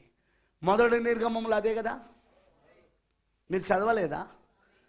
మొదటి నిర్గమంలో ప్రజలు ఐగుప్తు నుండి బయటకు వచ్చారు, కానీ ఐగుప్తు వాళ్ళలో నుండి బయటికి పోలేదు. ఐగుప్తులో నుండి వాళ్ళు బయటకు వచ్చారు, కానీ ఐగుప్తు మాత్రం వాళ్ళలో నుండి బయటికి పోలేదు. అందుకే ప్రతిసారి శోధన వచ్చినప్పుడల్లా వాళ్ళు ఐగుప్తునే జ్ఞాపకం చేసుకుంటున్నారు. అవునా కాదా? ఏంటి ఇక్కడ మాకు అక్కడ సమాధులు లేవని, ఐగుప్తులో సమాధులు లేవని ఇక్కడ తీసుకొచ్చి మమ్మల్ని చంపడానికి ఇక్కడ తీసుకొచ్చావా మోషే? చూసినా వీళ్ళు ఏం జ్ఞాపకం చేసుకుంటున్నారు? ఐగుప్తుని. ప్రతిదీ కూడా వారు మాంసం తినాలనుకున్నప్పుడు ఐగుప్తుని జ్ఞాపకం చేసుకున్నారు. కరెక్టేనా? వాళ్ళకు ఏమైందంటే వాళ్ళ మనస్సు, వాళ్ళ ఐగుప్తు నుండి బయటకు వచ్చారు, కానీ వాళ్ళ మనస్సులో నుండి మాత్రం ఐగుప్తు పోలేదు. ఈరోజు కూడా ఈ మెసేజ్లో చాలామంది వాళ్ళు సంఘశాఖ నుండి బయటకు వచ్చారు, సంస్థాగత సంఘాల నుండి బయటకు వచ్చారు, పాపము నుండి బయటకు వచ్చారు, లోకము నుండి బయటకు వచ్చారు, కానీ వాళ్ళ మనసులో మాత్రం ఇంకా అదే సంస్థాగత సంఘం ఉంది, అదే డినామినేషన్ ఉంది, అదే పాపపు సంబంధమైన ఆలోచనలు ఉన్నాయి, అదే లోకం ఉన్నది, అదే అవిశ్వాసం ఉన్నది, అన్నీ అట్లనే ఉండిపోయినాయి. అందుకే కొంతమంది అంటుంటారు, ఈ మెసేజ్ కంటే సంఘశాఖలే నయం బ్రదర్. మరి ఎందుకు వచ్చినావు? సంఘశాఖనే నయం అన్నప్పుడు ఎందుకు వచ్చినావు నువ్వు? ఈ వర్తమానము కంటే బ్రదర్ సంస్థాగత సంఘాలలో ఉన్న వాళ్ళే బెటర్ బ్రదర్. ఆ సంఘాలే బెటర్, ఆ సంఘశాఖలే బెటర్. మరి అట్లాంటప్పుడు ఎందుకు వచ్చినావు నువ్వు? అంటే వీళ్ళకి అసలు బయటికి రావడమే రక్షణ అనుకున్నారు, కానీ బయటికి రావడం రక్షణ కాదు, లోనికి వెళ్ళడం రక్షణ. వింటున్నారా? అందుకే ఐగుప్తు నుండి బయటికి వీళ్ళు రాగలిగారు, కానీ ఐగుప్తు వీళ్ళలో నుండి బయటికి వెళ్ళలేదు. అందుకే వీళ్ళు మధ్యలోనే అరణ్యంలోనే రాలిపోయారు. పైగా నీటి బాప్సం తీసుకున్నాక. కరెక్టేనా? నీటి బాప్తిస్మం, ఆత్మ బాప్తిస్మం, ఒకే ఆత్మ సంబంధమైన ఆహారము, పానీయము ఇవన్నీ పొందుకున్న తర్వాత కూడా హల్లెలూయా వీళ్ళు క్రీస్తులోనికి, వాగ్దాన దేశంలోనికి వెళ్ళలేకపోయారు. ఎప్పుడు ఇలా అనుకోవద్దు, సంఘ శాఖ నుండి బయటికి రావడమే నాకు రక్షణ అని. సంఘ శాఖ నుండి బయటికి రావడము నాకు రక్షణ, నేను సంస్థాగత సంఘాల నుండి బయటికి రావడం నాకు రక్షణ, నేను డినామినేషన్ నుండి బయటికి రావడం నాకు రక్షణ కాదు. కాదు కాదు కాదు కాదు కాదు కాదు ఎందుకంటే నువ్వు బయటికి రాగలవు, కానీ లోనికి వెళ్ళలేవు. బయటికి రాగలవు, కానీ లోనికి వెళ్ళలేవు. అబ్రాహాముతో పాటు లోతు బయటికి రాగలిగాడు, కానీ లోనికి వెళ్ళలేకపోయాడు. కరెక్టేనా? బయటికి రాగలిగాడు కల్దీవుల దేశం విడిచిపెట్టి. కల్దీవులు ఎవరు?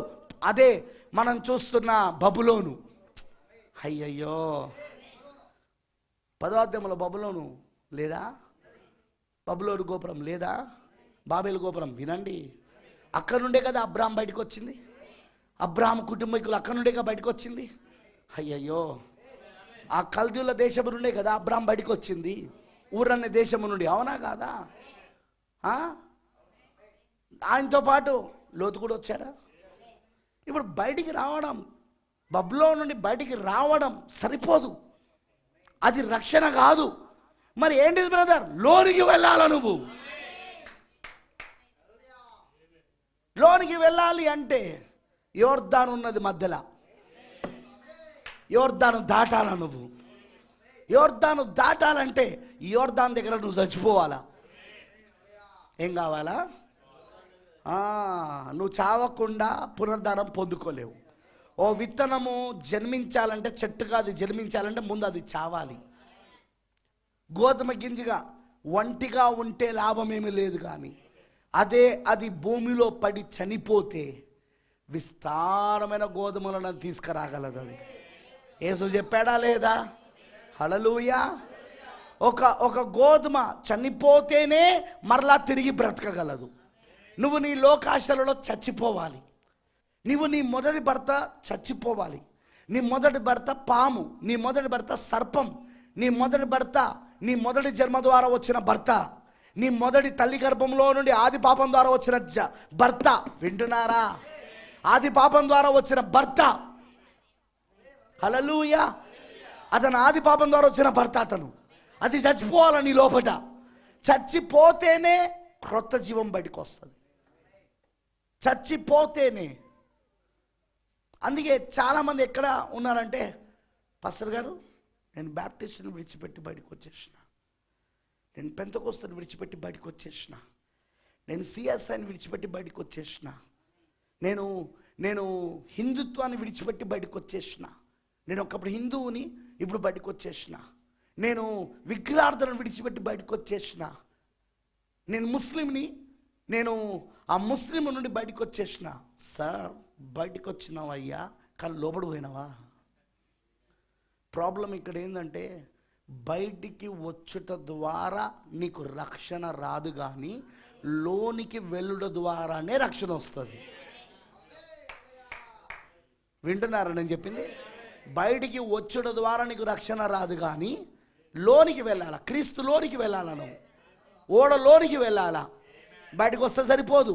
ఓడలోనికి వెళ్ళాలా, క్రీస్తులోనికి వెళ్ళాలా. నువ్వు యోర్దాను దాటాలా. నువ్వు వాగ్దాన దేశం అడుగు పెట్టాలంటే యోర్దాను దాటాలా నువ్వు.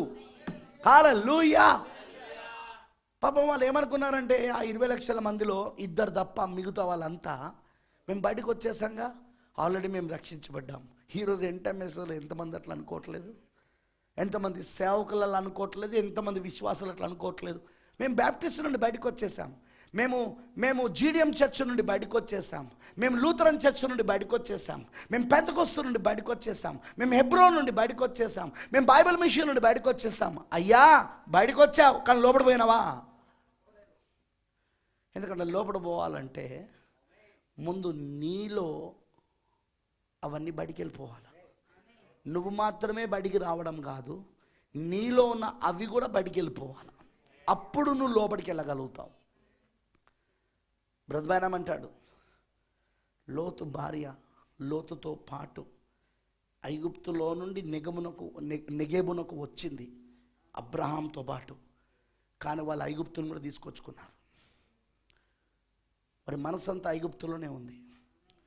అక్కడున్న ఫ్యాషన్ షోల పైన ఉంది, అక్కడున్న బ్యూటీ పార్లర్ల పైన ఉంది, అక్కడున్న క్యాసినోల పైన ఉంది, అక్కడున్న నైట్ క్లబ్స్ పైన ఉంది, అక్కడున్న ఎంజాయ్మెంట్ పైన ఉన్నది, అక్కడున్న దాని ఏమంటారంటే ఆ మనోరంజిక కార్యక్రమాలు, ఎంటర్టైన్మెంట్ లైఫ్లో ఉంది అంతా.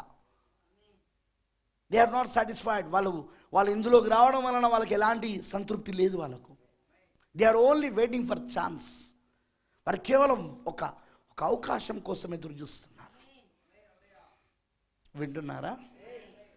అది నీకెట్లా తెలుసు పాస్టర్ గారు? ఇప్పుడు చూద్దాం. అది నాకెట్లా తెలుసో మీరు బైబిల్లో చదివితే మీకు అర్థమవుతుంది. ఇప్పుడు అబ్రహాము, లోతు మళ్ళీ ఐగుప్తు నుండి తిరిగి వాగ్దాన దేశానికి వచ్చారు. కరెక్టేనా? ఆ సమయంలో అబ్రహాముతో కూడా వెళ్ళిన లోతునకు గొర్రెలు, గొడ్లు, గుడారములు ఉండెను. ఉన్నాయా?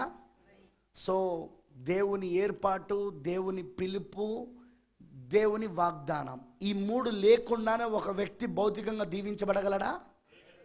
వినబడతలే నాకు. దీవించబడగలడు. అతనికి ఏర్పాటు లేకపోయినా, ఎన్నిక లేకపోయినా, అతనికి దేవుని పిలుపు లేకపోయినా, అతని దేవుడు అభిషేకించకపోయినా, అతని దేవుడు పిలవకపోయినా, అభిషేకించకపోయినా, వాగ్దానం చేయకపోయినా అతనికి దేవుడి దీవెనలు ఉంటాయి. నీతిమంతుని మీద అనీతిమంతుని మీద ఒకే వర్షము, ఒకే సూర్యుని కిరణాలు. కరెక్టేనా? ఆమేనంటారా? ఇప్పుడు గమనించండి. 6వ వచనం, వారు కలిసి నివసించకు ఆ ప్రదేశము చాలకపోయాను, ఎందుకనగా వారి ఆస్తి వారు కలిసి నివసించలేనంత విస్తారమై ఉండెను. అప్పుడు అబ్రహాము పశువుల కాపర్లకును లోతు పశువుల కాపర్లకును కలహము పుట్టెను. చెప్పానుగా 2 గుంపులు ఉంటాయని పోయిన వారమే. క్రీస్తు యొక్క శరీరంలో 2 గుంపులు ఉంటాయి. కరెక్టేనా? ప్రతి ఉద్యమంలో కవలలు పుడతారు.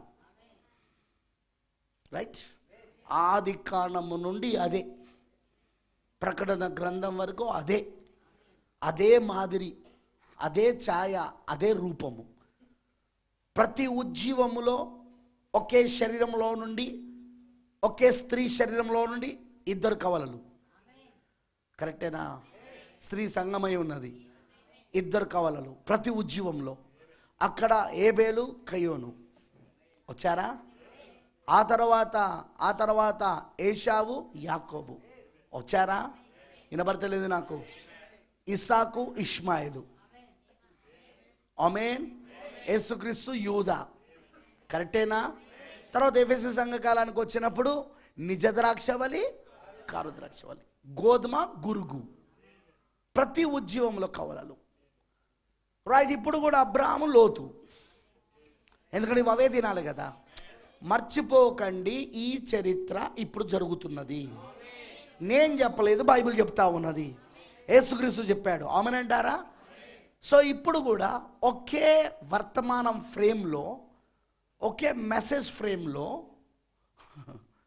ఇద్దరు, ఒకరు అబ్రాహాము, ఇంకొకరు లోతు. అబ్రాహాము దేవుని చేత ఏర్పరచబడి, ఎన్నుకోబడి, పిలువబడి, వాగ్దానం చేయబడి నడిపించబడుతున్నాడు. దేవుడు అతని జీవితంలో దేవుడు వ్యవహరిస్తున్నాడు.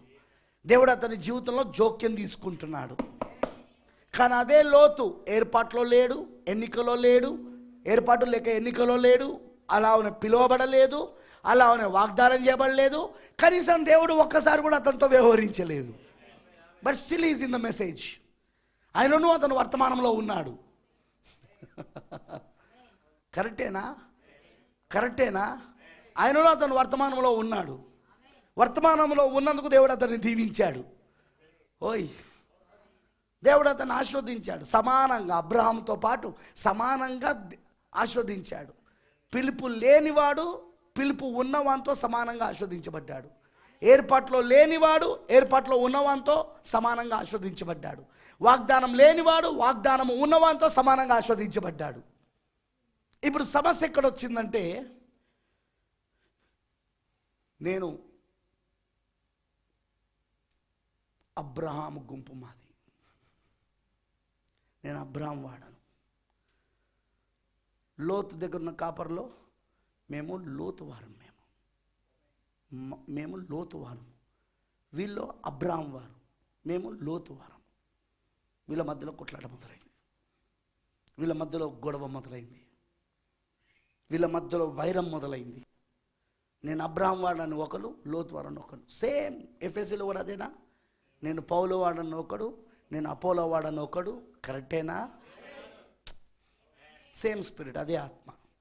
ఇప్పుడు ఇక్కడ కూడా రైట్. అప్పుడు అబ్రహాంకి విషయం తెలిసి తన సహోదరుని కుమారుడైన లోతును పిలిచి ఇలా మాట్లాడుతున్నాడు. విందామా? అద్భుతమైన విషయం ఉంటుంది ఇక్కడ.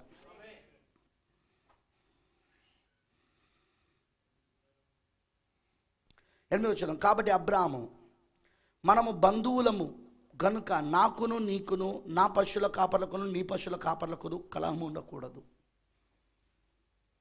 అబ్రహాము కలహము ఉండకూడదు అంటున్నాడు. ఎందుకంటే మనము కానానీయులు, పెరిజ్జీల మధ్యలో ఉన్నాం, మనం అన్యజనుల మధ్యలో ఉన్నాం. మన విశ్వాసాన్ని మనం కాపాడుకోవాలా, మన సాక్ష్యాన్ని మనం నిలబెట్టుకోవాలా. ఇలా మనము గొడవలు పెట్టుకుంటే, ఇలా మనం ఉంటే కష్టం.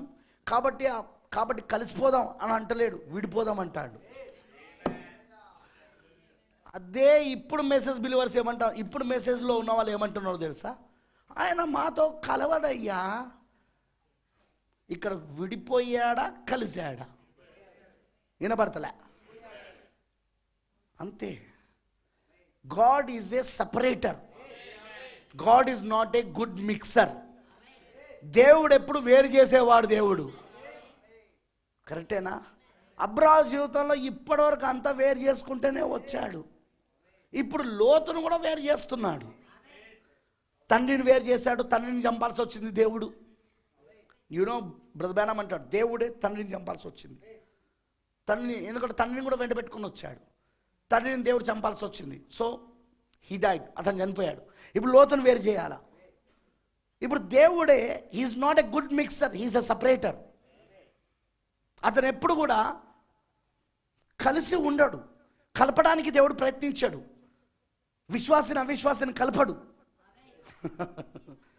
విశ్వాసిని అవిశ్వాసులను వేషధాలను విశ్వాసంతో కలపడు. కానీ విశ్వాసి నుండి అవిశ్వాసులను వేషధాలను వేరు చేస్తాడు ఆయన. God is the separator. ఇప్పుడు నాకెలా లేఖనానికి విరోధంగా నేను కలవాలి? ఇప్పుడు లోతు కాపర్లతో, లోతు కాపర్లతో నేనెలా కలవాలా? ఎందుకంటే నేను అబ్రాహాము కాపరిని. నేను అబ్రాహాము పక్షమున ఉండి అబ్రాహాము కాపరిగా ఉన్నా. నేను అబ్రాహాము పశువులను మేపుతాను. నేను అబ్రాహాము కాపరిని నేను. సో లోతు కాపర్లతో నేను కలవలేనుగా. సో అందుకే అబ్రాహాము లోతుని పిలిచి అంటున్నాడు, చూడు మన ఇద్దరం బంధువులం, మనము పెరెజ్జీలు కానానుల మధ్యలో జీవిస్తున్నాం, అన్ని జనుల మధ్యలో జీవిస్తున్నాం, మనం పొట్లాడుకోవడం మంచిది కాదు, కాబట్టి let us separate. Let us separate అవుదాం. పట్టిగా వెళ్ళిపోతావా? తిరిగి సంఘశాఖకు వన్నెస్కి వెళ్ళిపో, తిరిగి వన్నెస్కి వెళ్ళిపో. తిరిగి నువ్వు ఇంకేదన్నా దానికంటే బెటర్ సంస్థ ఉంటే అక్కడికి వెళ్ళిపో. ఎందుకంటే నేను ఈ వాగ్దానమును పొందుకున్న వ్యక్తిని. నన్ను పిలిచింది దేవుడు, నన్ను ఏర్పరచుకొని, నన్ను ఎన్నుకొని, నన్ను పిలిచి నాకు ఈ స్థానంలో నన్ను పెట్టి అభిషేకించింది ఆయన, వాగ్దానం ఇచ్చింది ఆయన. కాబట్టి బెటర్ లోతును బయటికి వెళ్ళిపో. Mister lot, you go out. మెసేజ్లో ఉండి సంఘ శాఖల పనులు చేస్తున్న వాళ్ళను నేను ఇప్పుడు చెప్పేది అదే. మీరు మెసేజ్లో ఉండి సంఘ శాఖ పనులు చేస్తున్నారు, సంస్థాగత సంఘాల పనులు, డినామినేషన్ పనులు చేస్తున్నారు, జీతగానం చేస్తున్నారు మీరు. వాడు 3000 కోసము, వాడు నీ కోసము ఎదురు చూస్తుంటాడు. వాడిని జీతగాని చేసేసినావు. ఓ బిషపు, నువ్వు వాని అకౌంట్లో ప్రతి నెల 3000 వేస్తావు, వాని అకౌంట్లో 5000 వేస్తా ఉన్నావు. వాడు చర్చ్ కట్టుకున్నప్పుడల్లా దేవుని వైపు చూస్తలేడు, నీ వైపు చూస్తున్నాడు. వాని భార్యకు రోగం వచ్చినప్పుడల్లా ఫోన్ దేవునికి చేస్తలేడు, నీకు డైల్ చేస్తున్నాడు. ఓయ్ లోతు కాపర్లారా, మీరు ఆలోచించండి ఈ విషయాలు.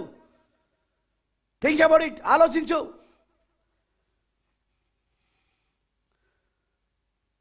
ఆలోచించాల్సిన విషయాలు ఇవి. బెటర్ సపరేట్ అవుదాం. నువ్వు నమ్మవా ప్రకటన 10ని? తలరాయిగా నువ్వు నమ్మవా? 2వ రాకడ నమ్మవా? డిక్లేర్ చేయి. అది 2వ రాకడ కాదు, అది తలరాయి కాదు, అది మనిషి కుమారుని ప్రత్యక్షత కాదు. అవన్నీ తప్పులని నువ్వు చెప్పాయి. నువ్వు ఇప్పుడు లోతు అని నాకు అర్థమైపోయింది. ఇప్పటికే జనాలకు కూడా అర్థమవుతుంది. ఎన్ని రోజులని ప్రజలను మోసం చేస్తావు, ఎన్ని రోజులని జనాలను మోసం చేస్తావు? చెప్పాయి. అవన్నీ మనకు అక్కర్లేదు అంటున్నావుగా. ఇప్పటికే చాలామంది మనకు మర్మరాలు అక్కర్లేదు, మనకు 7వ ముద్ర 7 ముద్రలు అక్కర్లేదు, 7 ముద్రలు గోంగూరలు మనకు అక్కర్లేదు అని బోధిస్తున్నారు. ఎవరు వీళ్ళు? లోతులు. నేను చూపిస్తాను ఇప్పుడు మీకు. చాలా జాగ్రత్తగా వినండి. ఇప్పుడు అబ్రహాము దేవుని చేత పిలువబడిన వాడు, దేవుని చేత ఎన్నుకోబడి, పిలువబడి, అభిషేకించబడి, ఆ స్థానంలో పెట్టబడి, వాగ్దానం కొరకు ఎదురు చూస్తున్నవాడు. ఆమేన్. అబ్రహాము జీవితంలో దేవుడు వ్యవహరిస్తున్నాడు, అబ్రహాము జీవితంలో దేవుడు సంధిస్తున్నాడు. ఆమేన్. ఇప్పుడు ఈ అబ్రహామే లోతు నుండి వేరయ్యాక మీరు గమనించండి, ఎల్లోహిమ్గా ఆయన అబ్రహాంకి ప్రత్యక్షమయ్యాడు. 3 ఎల్లోహిం, ఎల్షడాయ్. బాగా వినండి. ఎల్లోహిం, ఎల్షడాయ్ మరియు మనిషి కుమారుడు. 3 విధాలుగా అబ్రహాంకి బయలుపరుచుకున్నాడు. ఎల్లోహింగా ప్రత్యక్షమయ్యాడు. అవునంటారా? ఎల్షడాయ్గా. ఎల్షడాయ్ అంటే అర్థం ఏంటిది? రొమ్ములు కలిగిన దేవుడు. ఏంటిదట? రొమ్ములు కలిగిన దేవుడు అని అర్థం అక్కడ. ఎల్షడాయ్ అంటే ఆయన ఎలోహిముగా, ఎల్షడాయిగా, మనిషి కుమారుడిగా అబ్రాహాము జీవితంలో ప్రత్యక్షపరచుకున్నాడు, అబ్రాహాము జీవితంలో బయలుపరుచుకున్నాడు. ఆయన అబ్రాహాంకి ఇచ్చాడు ఆ స్పిరిచువల్ ఎక్స్పీరియన్సెస్, ఆ ఆత్మ సంబంధమైన అనుభవాలు అబ్రాహాంకి ఇచ్చాడు. అంతేకాదు 15వ అధ్యాయంలో అబ్రాహాముతో నిబంధన చేశాడు ఆయన. ఆ నిబంధన కూడా షరతులు లేని నిబంధన, కృపా నిబంధన. కరెక్టేనా? 15వ అధ్యాయంలో నిబంధన చేశాడు దేవుడు. ఇవేవి లోతుకు తెలియదు, ఇవేవి లోతుకు అనుభవాలు లేవు. ఎందుకంటే లోతు అసలు ఏర్పరచబడలేదు, లోతు అసలు ఎన్నుకోబడలేదు, లోతు అసలు పిలువబడలేదు, లోతు అసలు ఆ స్థానంలో పెట్టబడలేదు, లోతుకు అసలు వాగ్దానం ఇవ్వబడలేదు. అందుకే వీళ్ళకు ప్రకటన 10 నిబంధన అక్కర్లేదు, వీళ్ళకు ప్రకటన 10 ఎలోహిం అక్కర్లేదు, వీళ్ళకు ప్రకటన 10 పేర్లు మార్చబడుట అక్కర్లేదు. మీకు తెలుసా 15వ అధ్యాయంలో ఆయన నిబంధన చేశాక 17వ అధ్యాయంలో బాగా వినండి, ఆయన పేర్లు మార్చాడు. వాట్ ప్రాఫిట్ సెడ్, ప్రవక్త ఏం చెప్పాడు పేర్లు మార్చే దాని గురించి? కొత్త పేరు ఎందుకు ఇచ్చాడు? అబ్రాహాము నుండి అబ్రహాముగా, షారాయి నుండి షారాగా ఎందుకు చేశాడు? ఎందుకో తెలుసా? చెప్పాలా నేను మీకు? దే ఆర్ ఓవర్ కమర్స్, వాళ్ళు జయించువారు. జయించువారికే కొత్త పేరు ఇవ్వబడుతుంది. సరే మీకు అర్థమయ్యేది చెప్తా. యాకోబు ఇజ్రాయెల్ అయ్యాడు. ఎట్లా అయ్యాడు? ఆ రాత్రంతా కుస్తీ పట్టాడు, ఆ రాత్రంతా పెనుగులాడా, తర్వాత చివరికి జయించాడు. అందుకే అతని పేరు మార్చబడింది. అతని పేరు రాజకుమారుడు, దేవునితో పోరాడి గెలిచిన వాడు అని అర్థం ఇచ్చే ఇజ్రాయెల్ అని పేరు వచ్చింది ఇప్పుడు అతనికి. యాకోబు నుండి ఇజ్రాయెల్ అయ్యాడు. ఎలా? హీ ఓవర్కమ్డ్, అతను దాన్ని జయించాడు.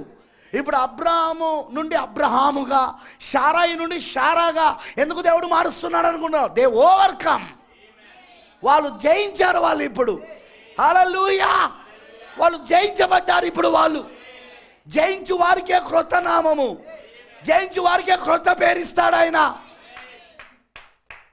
కానీ లోతుకు కానీ లోతు భార్యకు కానీ ఇలాంటి కొత్త పేరు లేదు. ఉందా? లోతు భార్య పేరు కూడా ఆయన పలకడానికి ఇష్టపడలేదు. ఆయన ఆమెకు పేరుంది కానీ పలకడానికి ఆయన ఇష్టపడలేదు. ఎందుకంటే ఆమె పేరు జీవగ్రంథంలో నుండి తీసివేయబడింది, జీవగ్రంథంలో నుండి కొట్టివేయబడింది. ఆమేన్, హల్లెలూయా. కానీ అదే అబ్రాహాం షారాల పేర్లు గొర్రెపిల్ల జీవగ్రంథంలో రాయబడి ఉన్నది. అందుకే వాళ్ళకు ఆ గొర్రెపిల్ల జీవగ్రంథంలో రాయబడిన ఆ కొత్త పేరు వాళ్ళకి ఇవ్వబడింది. ఎప్పుడు ఇవ్వబడింది? వాళ్ళకు జయించిన తర్వాత. జయించిన తర్వాత సంఘకాలంలో ఉంటుంది, జయించిన వాడికి నేను నా క్రొత్త నామమును వాడికి ఇచ్చేదను. ప్రైజ్ ది లార్డ్, హల్లెలూయా. క్రొత్త పేరు, హల్లెలూయా, న్యూ నేమ్. ఇప్పుడు అబ్రాహాము నుండి అబ్రహాముగా కొత్త పేరు, షారాయి నుండి షారాగా కొత్త పేరు. ఆమేన్. దేవుడు వాళ్ళకి ఇవ్వడానికి కారణం ఏంటిదంటే వాళ్ళు ఇప్పుడు జయించున్నారు. వాళ్ళు ఇప్పుడు ఎలోహిం వాళ్ళ పేర్లు మార్చేశాడు, కొత్త పేరు ఇచ్చాడు, వాళ్ళకు నూతన నామం ఇచ్చాడు. ఎందుకంటే వాళ్ళు జయించారు. కానీ లోతు భార్య కానీ అది లేదు, వాళ్ళకి అక్కర్లేదు కూడా. ఎందుకంటే ప్రకటన 10లో కొత్త పేరు, ఆ 7 ఉరుములలో నుండి నీ కొత్త పేరు వినబడతా ఉన్నది. ఆయన బలిష్ఠుడైన దూతగా ఆయన దిగొస్తూ ఉన్నప్పుడు ప్రకటన 10లో ఆయన చేతిలో విప్పబడిన పుస్తకం ఉన్నప్పుడు ఆ విప్పబడిన పుస్తకంలో ఉన్న వాళ్ళ పేర్లు, కొత్త పేర్లు వినబడతా ఉన్నాయి. ఇప్పుడు ఆ 7 ఉరుములలో కొత్త పేర్లు వినబడతా ఉన్నాయి. ఆమేన్, హల్లెలూయా. ఆయన బలిష్ఠుడైన దూతగా దిగొస్తున్నప్పుడు ఆ సింహము గర్జించినట్టు గొప్ప శబ్దంతో ఆర్భాటించినప్పుడు 7 ఉరుములు వాడి శబ్దములు వెలుగుతా ఉన్నాయి. ఏం చేస్తున్నది? 7 ఉరుములలో నుండి ఏం కనబడుతున్నది? 7 ఉరుములలో నుండి ఏం వినబడతా ఉన్నది? ఆమేన్, నా కొత్త పేరు వినబడతా ఉన్నది. We're hearing our new name, మన కొత్త పేరు మనం వింటున్నాం. అందుకే లోతుకు మనకు అవన్నీ అక్కర్లేదు, మనకు ఆ మర్మరాలు మనకు అక్కర్లేదు, మనకు ఆ ప్రకటన 10లో ఏం జరిగిందో మనకు అక్కర్లేదు, మనకు ఆ 7 ఉరుములు ఏంటో మనం తెలుసుకోవాల్సిన అవసరం లేదు, ఆ 7 ముద్రలు ఏంటో మనకు అవసరం లేదు. నేను చెప్పింది వింటే చాలు, నువ్వు పరలోకం పోతావు. ఎవడు వీడు? లోతు. వీని దగ్గర ఉన్న కాపర్లందరూ అదే మాట వింటారు. లోతు దగ్గర ఉన్న కాపర్లందరూ అదే విని దాన్నే ఫాలో అవుతూ ఉంటారు. కానీ ఇక్కడ అబ్రాహాం ఏంటిది? కొత్త పేరు పొందుకుంటున్నాడు. ఎల్ షడాయ్ అనుభవాన్ని పొందుకున్నాడు, ఎలోహిం అనుభవాన్ని పొందుకున్నాడు. 17వ అధ్యాయంలో వాళ్ళ పేర్లు మార్చబడ్డాయి. 18వ అధ్యాయంలో దేవుడే శరీరధారి అయి ఏకైక మనిషి కుమారుడిగా అబ్రహాం యొద్దకు మెస్సయగా వచ్చాడు. ఇప్పుడు ఆయన మెస్సయ సూచన చూపించాడా? ఏంటిది మెస్సయ్య సూచన? హృదయ రహస్యాలు బయలుపరచబడుట. శారా హృదయ రహస్యం బయటపడిందా? వినపడతలేదు నాకు. శారా హృదయ రహస్యం బయటపడిందా? ఇవన్నీ అనుభవాలు ఎవరు జరుగుతూ ఉన్నాయి? అబ్రాహాముకి, అతని భార్యకి. కానీ లోతుకి భౌతికంగా దీవించబడ్డ, చర్చలు గడుతున్నా, నేను కార్లు కొనుక్కుంటున్నా, సంవత్సరం కార్లు మార్చేస్తున్నా, నా సంఘములో జనాలు తండోపతండలుగా వచ్చి పడుతున్నారు, మా వాళ్ళందరికీ నేనే హీరోని, నేను చెప్పినట్టు వింటే చాలని చెప్తున్నా. లోతు చెప్పేదాన్ని ఇవి. మనకు మర్మరాలు అక్కర్లేదు, మనకి 7వ ముద్ర అక్కర్లేదు, మనకి 7 ముద్రలు, తోటకూరలు, గోంగూరలు అక్కర్లేదు మనకు. ఎవడు వీడు? లోతు. ఎవరు? లోతు అతను. కానీ అబ్రాహాం దగ్గర, అబ్రాహాం ఎన్నుకోబడిన గుంపు, అబ్రాహాము భార్య శారా ఎన్నుకోబడిన గుంపు, వాళ్ళ దగ్గర ఏం జరుగుతుంది? స్పిరిచువల్ ఎక్స్పీరియన్సెస్, ఆత్మ సంబంధమైన అనుభవాలు. దేవుడు రోజు వాళ్ళ జీవితాలలో ప్రత్యక్షపరచుకుంటున్నాడు, వాళ్ళ జీవితాలలో కనపరుచుకుంటున్నాడు, బయలుపరుచుకుంటున్నాడు. అబ్రాహాము శరీర మార్పుకు దగ్గర అవుతున్నాడు, వాగ్దానానికి దగ్గర అవుతున్నాడు. ఇప్పుడు ఆ శరీర మార్పు పొందుకోవడానికి దగ్గర అవుతున్నాడు అతను. కరెక్టేనా? 18వ అధ్యాయానికి వచ్చేసరికి హల్లెలూయా, అబ్రాహాము శరీర మార్పు పొందుకోవడానికి దగ్గర అయ్యాడా లేదా? వినపడుతుందా నేను చెప్పింది? అబ్రాహాం అక్కడ ఆమేన్. దేవుడు ఇప్పుడు కృపా సింహాసనము నుండి తీర్పు సింహాసనమును మారుస్తున్నట్టు 18వ అధ్యాయంలో అబ్రాహాంకి అర్థమైపోయింది. ఆ మనిషి కుమారుని బయలుపాట్లు ఆడడానికి అర్థమైపోయింది. అందుకే కదా వచ్చింది ఆయన. ఇప్పుడు సింహాసనం మారుస్తున్నాడా? కృపా సింహాసనం నుండి ఎక్కడికి వెళ్తున్నాడు ఇప్పుడు ఆయన? తీర్పు సింహాసనానికి. ఎందుకు? అదిగో సొదొమ గొమొర్రా అనే అన్య పట్టణాలను, అన్య దేశాలను, అన్య జనుల దేశాలను అగ్ని చేత కాల్చేయడానికి బయలుదేరాడు ఆయన. అబ్రహాముకి తన కాలం ఏంటో తెలుసు, వర్తమానంలో ఏ భాగం నేడు జరుగుతుందో తెలుసు. ఇప్పుడు సింహాసనాలు ఎలా మారుతున్నాయో, ఆయన ఎలా సింహాసనాలు మారుస్తున్నాడో. ఇప్పటిదాకా తండ్రి సింహాసనం పైన కూర్చున్న ఆయన ఇప్పుడు తాను ఇప్పుడు తన సింహాసనంపై ఎలా వెళ్తున్నాడో బాగా తెలుసు అబ్రాహాంకి. ఆ ఎన్నుకోబడిన గుంపుకి బాగా తెలుసు ఈ రోజున. అందుకే సజీవులకు మృతులుగా కాబోతున్న వారికి ఖాళీలో అబ్రాహాము నిలబడ్డాడు. ఖాళీలో నిలబడి తాను మతవర్తితం చేస్తున్నాడు. నేను ఈ ధూళి వంటి వాడిని అయ్యా, నేను ఈ ధూళి వంటి వాడిని, కానీ నా మనవిని ఆలోచించయ్యా. సుధమలో 50 మంది నీతిమంతులు కనబడితే దాన్ని నాశనం చేయకుండా ఉంటావా? What's happening? ఏం జరుగుతుంది అక్కడ? ఖాళీలో తనకు తాను నెట్టుకొని కూర్చున్నాడు ఆయన. సజీవులకు మృతులకు మధ్యలో ఉన్నాడు ఇప్పుడు ఆయన. వాళ్ళు మృతులు కాబోతున్నారు. వాళ్ళ కోసం అబ్రాహాం మొరబెడుతున్నాడు. లోతు కోసం అబ్రాహాం మొరబెడుతున్నాడు. తప్పిపోయిన తన సహోదరుడు కోసం మొరబెడతా ఉన్నాడు ఇక్కడ. ఆమేన్, హల్లెలూయా. దేవుడికి మహిమ కలుగును గాక. మొరబెడుతున్నాడా? ఎస్, మొరబెడుతున్నాడు అతను. ఎందుకంటే నాకు తెలుసు ఇప్పుడు ఆయన తీర్పరిగా వచ్చాడు. ఆయన ఇప్పుడు కృపా సింహాసనం నుండి తీర్పు సింహాసనానికి ఆయన ఇప్పుడు ఆ తెల్లని జుట్టును కలుగుండి వచ్చాడు. ఇప్పుడు ఆయన ఆ విగ్గును పెట్టుకున్నాడంటేనే ఇక తీర్పులిక. హల్లెలూయా. ఆ తెల్లని వెంట్రుకలు ఆయన పైన ఉన్నాయంటేనే ఇక తీర్పు కాదే. అర్థమైపోతున్నది అబ్రహాముకి, ఎన్నుకోబడిన గుంపుకి. ఉందా ఇప్పుడు ఒక ఎన్నుకోబడిన గుంపు?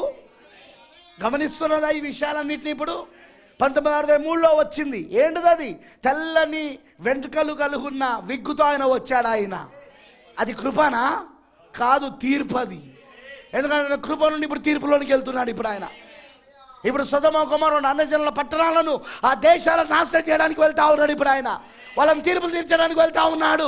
అగ్ని చేత కాల్ చేయడానికి వెళ్తా ఉన్నాడు. అబ్రాహాంకి ఆ సమయం తెలుసు, అబ్రాహాంకి ఆ కాలం తెలుసు, అబ్రాహాంకి ఏ వర్తమానం ఏ సమయంలో నేరం జరుగుతుందో తెలుసు.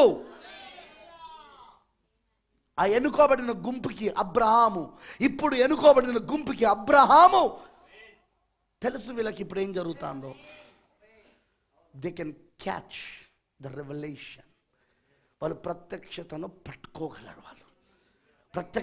వాళ్ళు పట్టుకోగలిగి దాని ప్రకారంగా ప్రవర్తించగలరు. అబ్రాహాంకి ఎవరు చెప్పారు మధ్యవర్తిత్వం చేయమని? అబ్రాహాంకి ఎవరు చెప్పారు మొరపెట్టమని చెప్పి?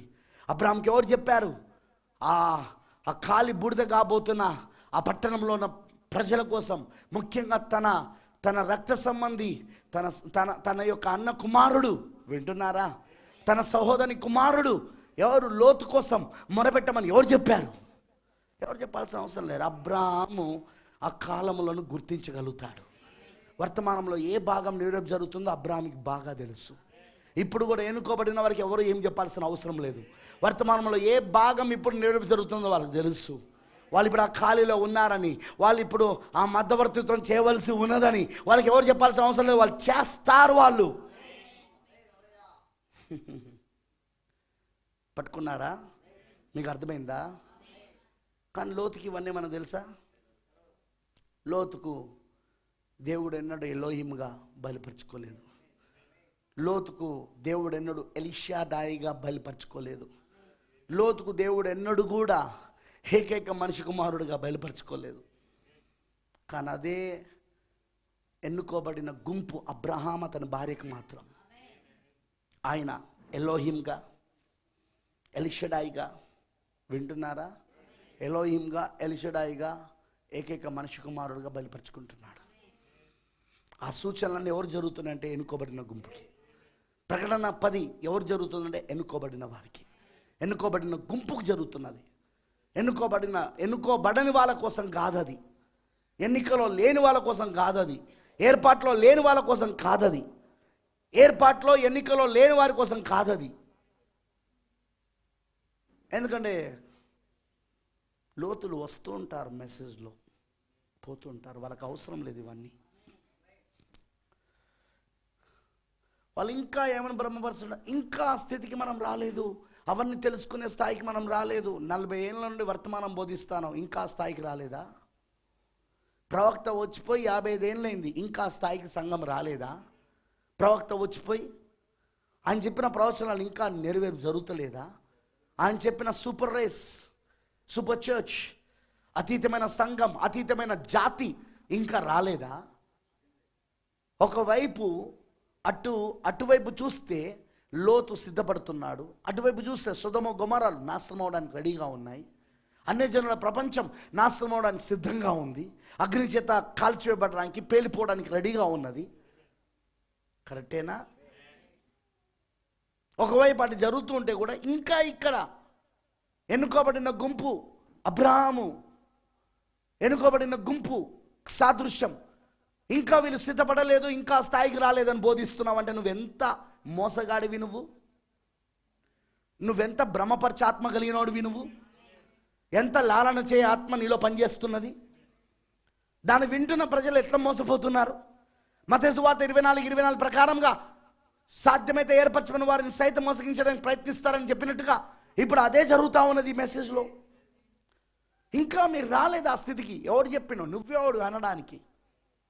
దేవుడు తన వర్తమానాన్ని ప్రవక్త ద్వారా ఇచ్చి 55 ఏళ్ళైంది.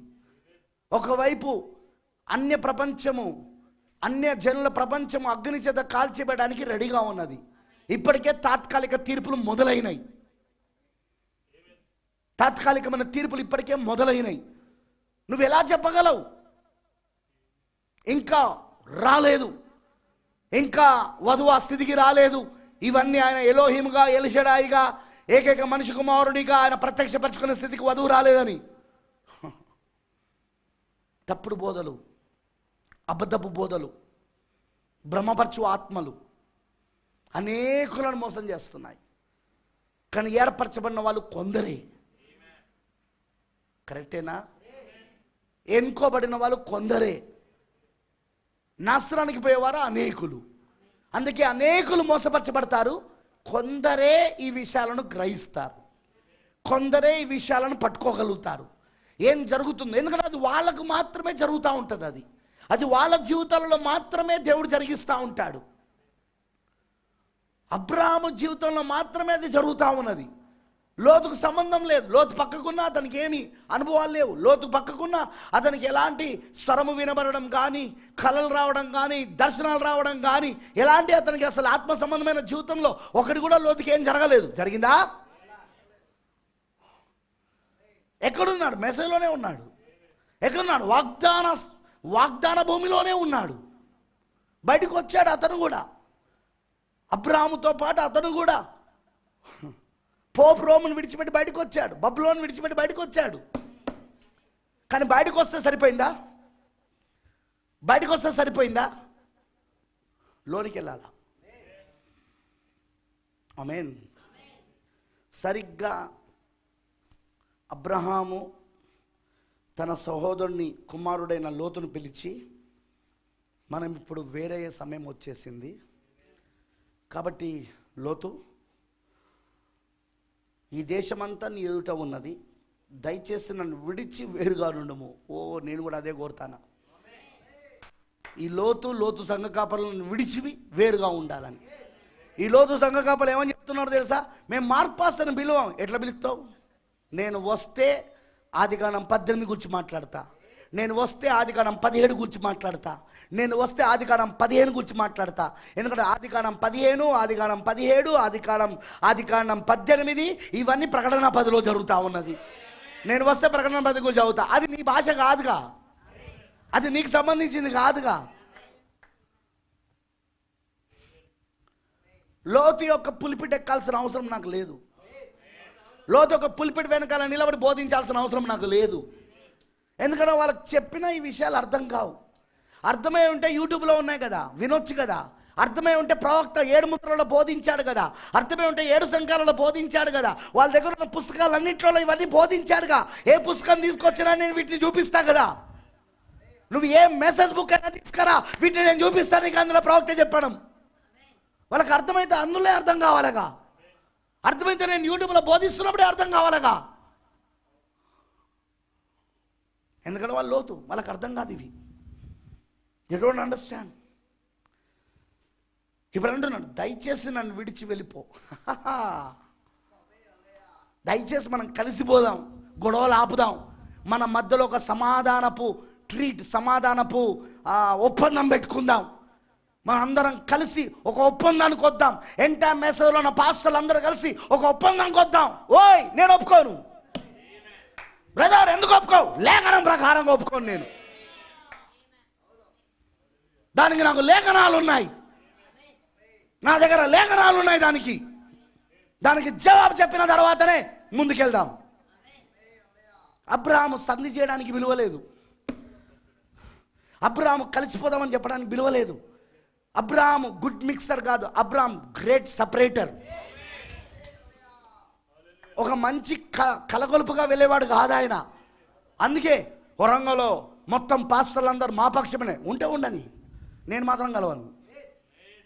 నా దగ్గరికి మీరొద్దు, నీ దగ్గరికి నేను రాను. Because I'm a separator, I'm not a mixer. Because I'm Abraham's seed. నేను అబ్రహాము విత్తనాన్ని, అబ్రహాము సంతానాన్ని. నేను సపరేటర్ని, నేను వేరు చేసేవాడిని. ఆమేన్, హల్లెలూయా. మికాయా వేరు చేసేవాడు, ఏలియా వేరు చేసేవాడు, ఎలీషా వేరు చేసేవాడు, యేసుక్రీస్తు వేరు చేసేవాడు, పౌలు గారు వేరు చేసేవాడు, ప్రవక్త బ్రెన్నాం గారు వేరు చేసేవాడు. ఇప్పుడు వధువు కూడా వేరు చేసేదే. She cannot mix. ఆమె ఎన్నడూ కలవలేదామె. ఆమె సంధి కోసం పిలవదు. ఓ పాస్టర్ మీటింగ్ పెడతాను, మా అందరం కలిసి సమాధానంగా వెళ్దాం, కుదరదు. పాస్టర్ల మీటింగ్ పెట్టాడు ఇక్కడ అబ్రహాం లోతుని పిలిచి, కానీ సమాధానంగా వెళ్దామని పెట్టలేదు, సమాధానంగా విడిపోదామని చెప్పాడు. కరెక్టేనా? దయచేసి నన్ను విడిచి వేరుగా నుండము. నువ్వు ఎడమ తట్టుకు వెళ్ళిన ఎడల నేను కుడి తట్టుకును, నువ్వు కుడి తట్టుకు వెళ్ళిన ఎడల నేను ఎడమ తట్టుకును వెలుదునని లోతుతో చెప్పగా. ఇగో ఇక్కడ ఒక మర్మం దాగుందండి. రాయబడిన వాక్యం కింద దాచబడిన వాక్యం, రాయబడిన వాక్యం ఉంది. దాన్ని బ్రదబైన చెప్పాడు. లోతు అన్నాడట, ఓకే అబ్రహాం ప్రపోజల్ బాగుంది, కానీ నీకు తెలుసు కదా మిస్సెస్ లార్డ్తో మాట్లాడకుండా, శ్రీమతి లోతుతో నేను మాట్లాడకుండా నిర్ణయాలు తీసుకోను. అఫ్కోర్స్ పెత్తనం నాదే, కానీ ఆమెను కూడా ఒక మాట అడగాలి కదా. పెత్తనం అంతా నాదే, ముఖ్యమైన విషయాలని నేనే తీసుకుంటా, పెద్ద పెద్ద విషయాలని. కానీ ఇది చిన్న విషయం కదా, వెళ్ళిపోవాలా ఉండాలా అనేది. సో ఐ థింక్ నేను ఒకసారి నా భార్యను కలిసి వస్తా. ఇది ప్రాఫిట్ చెప్పాడు. ఇది వెళ్ళి ఇప్పుడు లోతు తన భార్యతో చెప్పాడు ఈ విషయం. శుభవార్త చెప్పినట్టు చెప్పాడు. చెప్పుడుతో ఆమె ఎగిరి గంతేసింది. దేని కొరకే నేను ఎదురు చూస్తున్నా, ఎన్ని రోజులు ఈ నిర్బంధంలో ఉండాలా, ఎన్ని రోజులు లిప్స్టిక్ రాసుకోకుండా ఉండాలా, ఎన్ని రోజులు నేను ఆభరణాలు పెట్టుకోకుండా, జడలో పూలు పెట్టుకోకుండా, చ ఎన్ని రోజులు నేను మరీ నా శరీరాన్ని మొత్తం పైనుండి కింది దాకా చుట్టుకొని ఉండాలి. నా కొంచెమన గాలి ఆడొద్దు, కొంచెమన కిటికీల జాకెట్ ఉండకూడదు, వీపులా కొంచెమైనా ఓపెనర్ జాకెట్ ఉండకూడదు, కొంచెమైనా నడుము కనపడకూడదు. ఎన్ని రోజులు నేను దాచిపెట్టుకోవాలి దీన్ని. మన కూతుర్లు చూడు పాపం, వాళ్ళ వయసులో ఉన్న వాళ్ళందరూ ఎంత బాగా తయారవుతున్నారు, ఎంత స్టైల్గా తయారవుతున్నారు, ఎంత ఫ్యాషనబుల్గా తయారవుతున్నారు. బాయ్ ఫ్రెండ్స్ని కలిగి, వాళ్ళ వయసులో ఉన్న వాళ్ళందరూ బాయ్ ఫ్రెండ్స్ని కలిగి ఇష్టానుసారంగా ఎంజాయ్ చేస్తున్నారు. మన కూతుర్లను చూడు, నువ్వు తీసుకెళ్ళిన ఈ సంఘం వలన, అది వర్తమానం అని చెప్పడం వలన ఇన్ని రోజులు నిర్బంధంలో ఎలా ఉన్నారో. లోతు రేపొద్దునే నువ్వు వెళ్ళి అబ్రహాంతో కలిసి వెళ్ళిపోతున్నామని చెప్పు. They are very very happy to go out from the message. వర్తమానంలో నుండి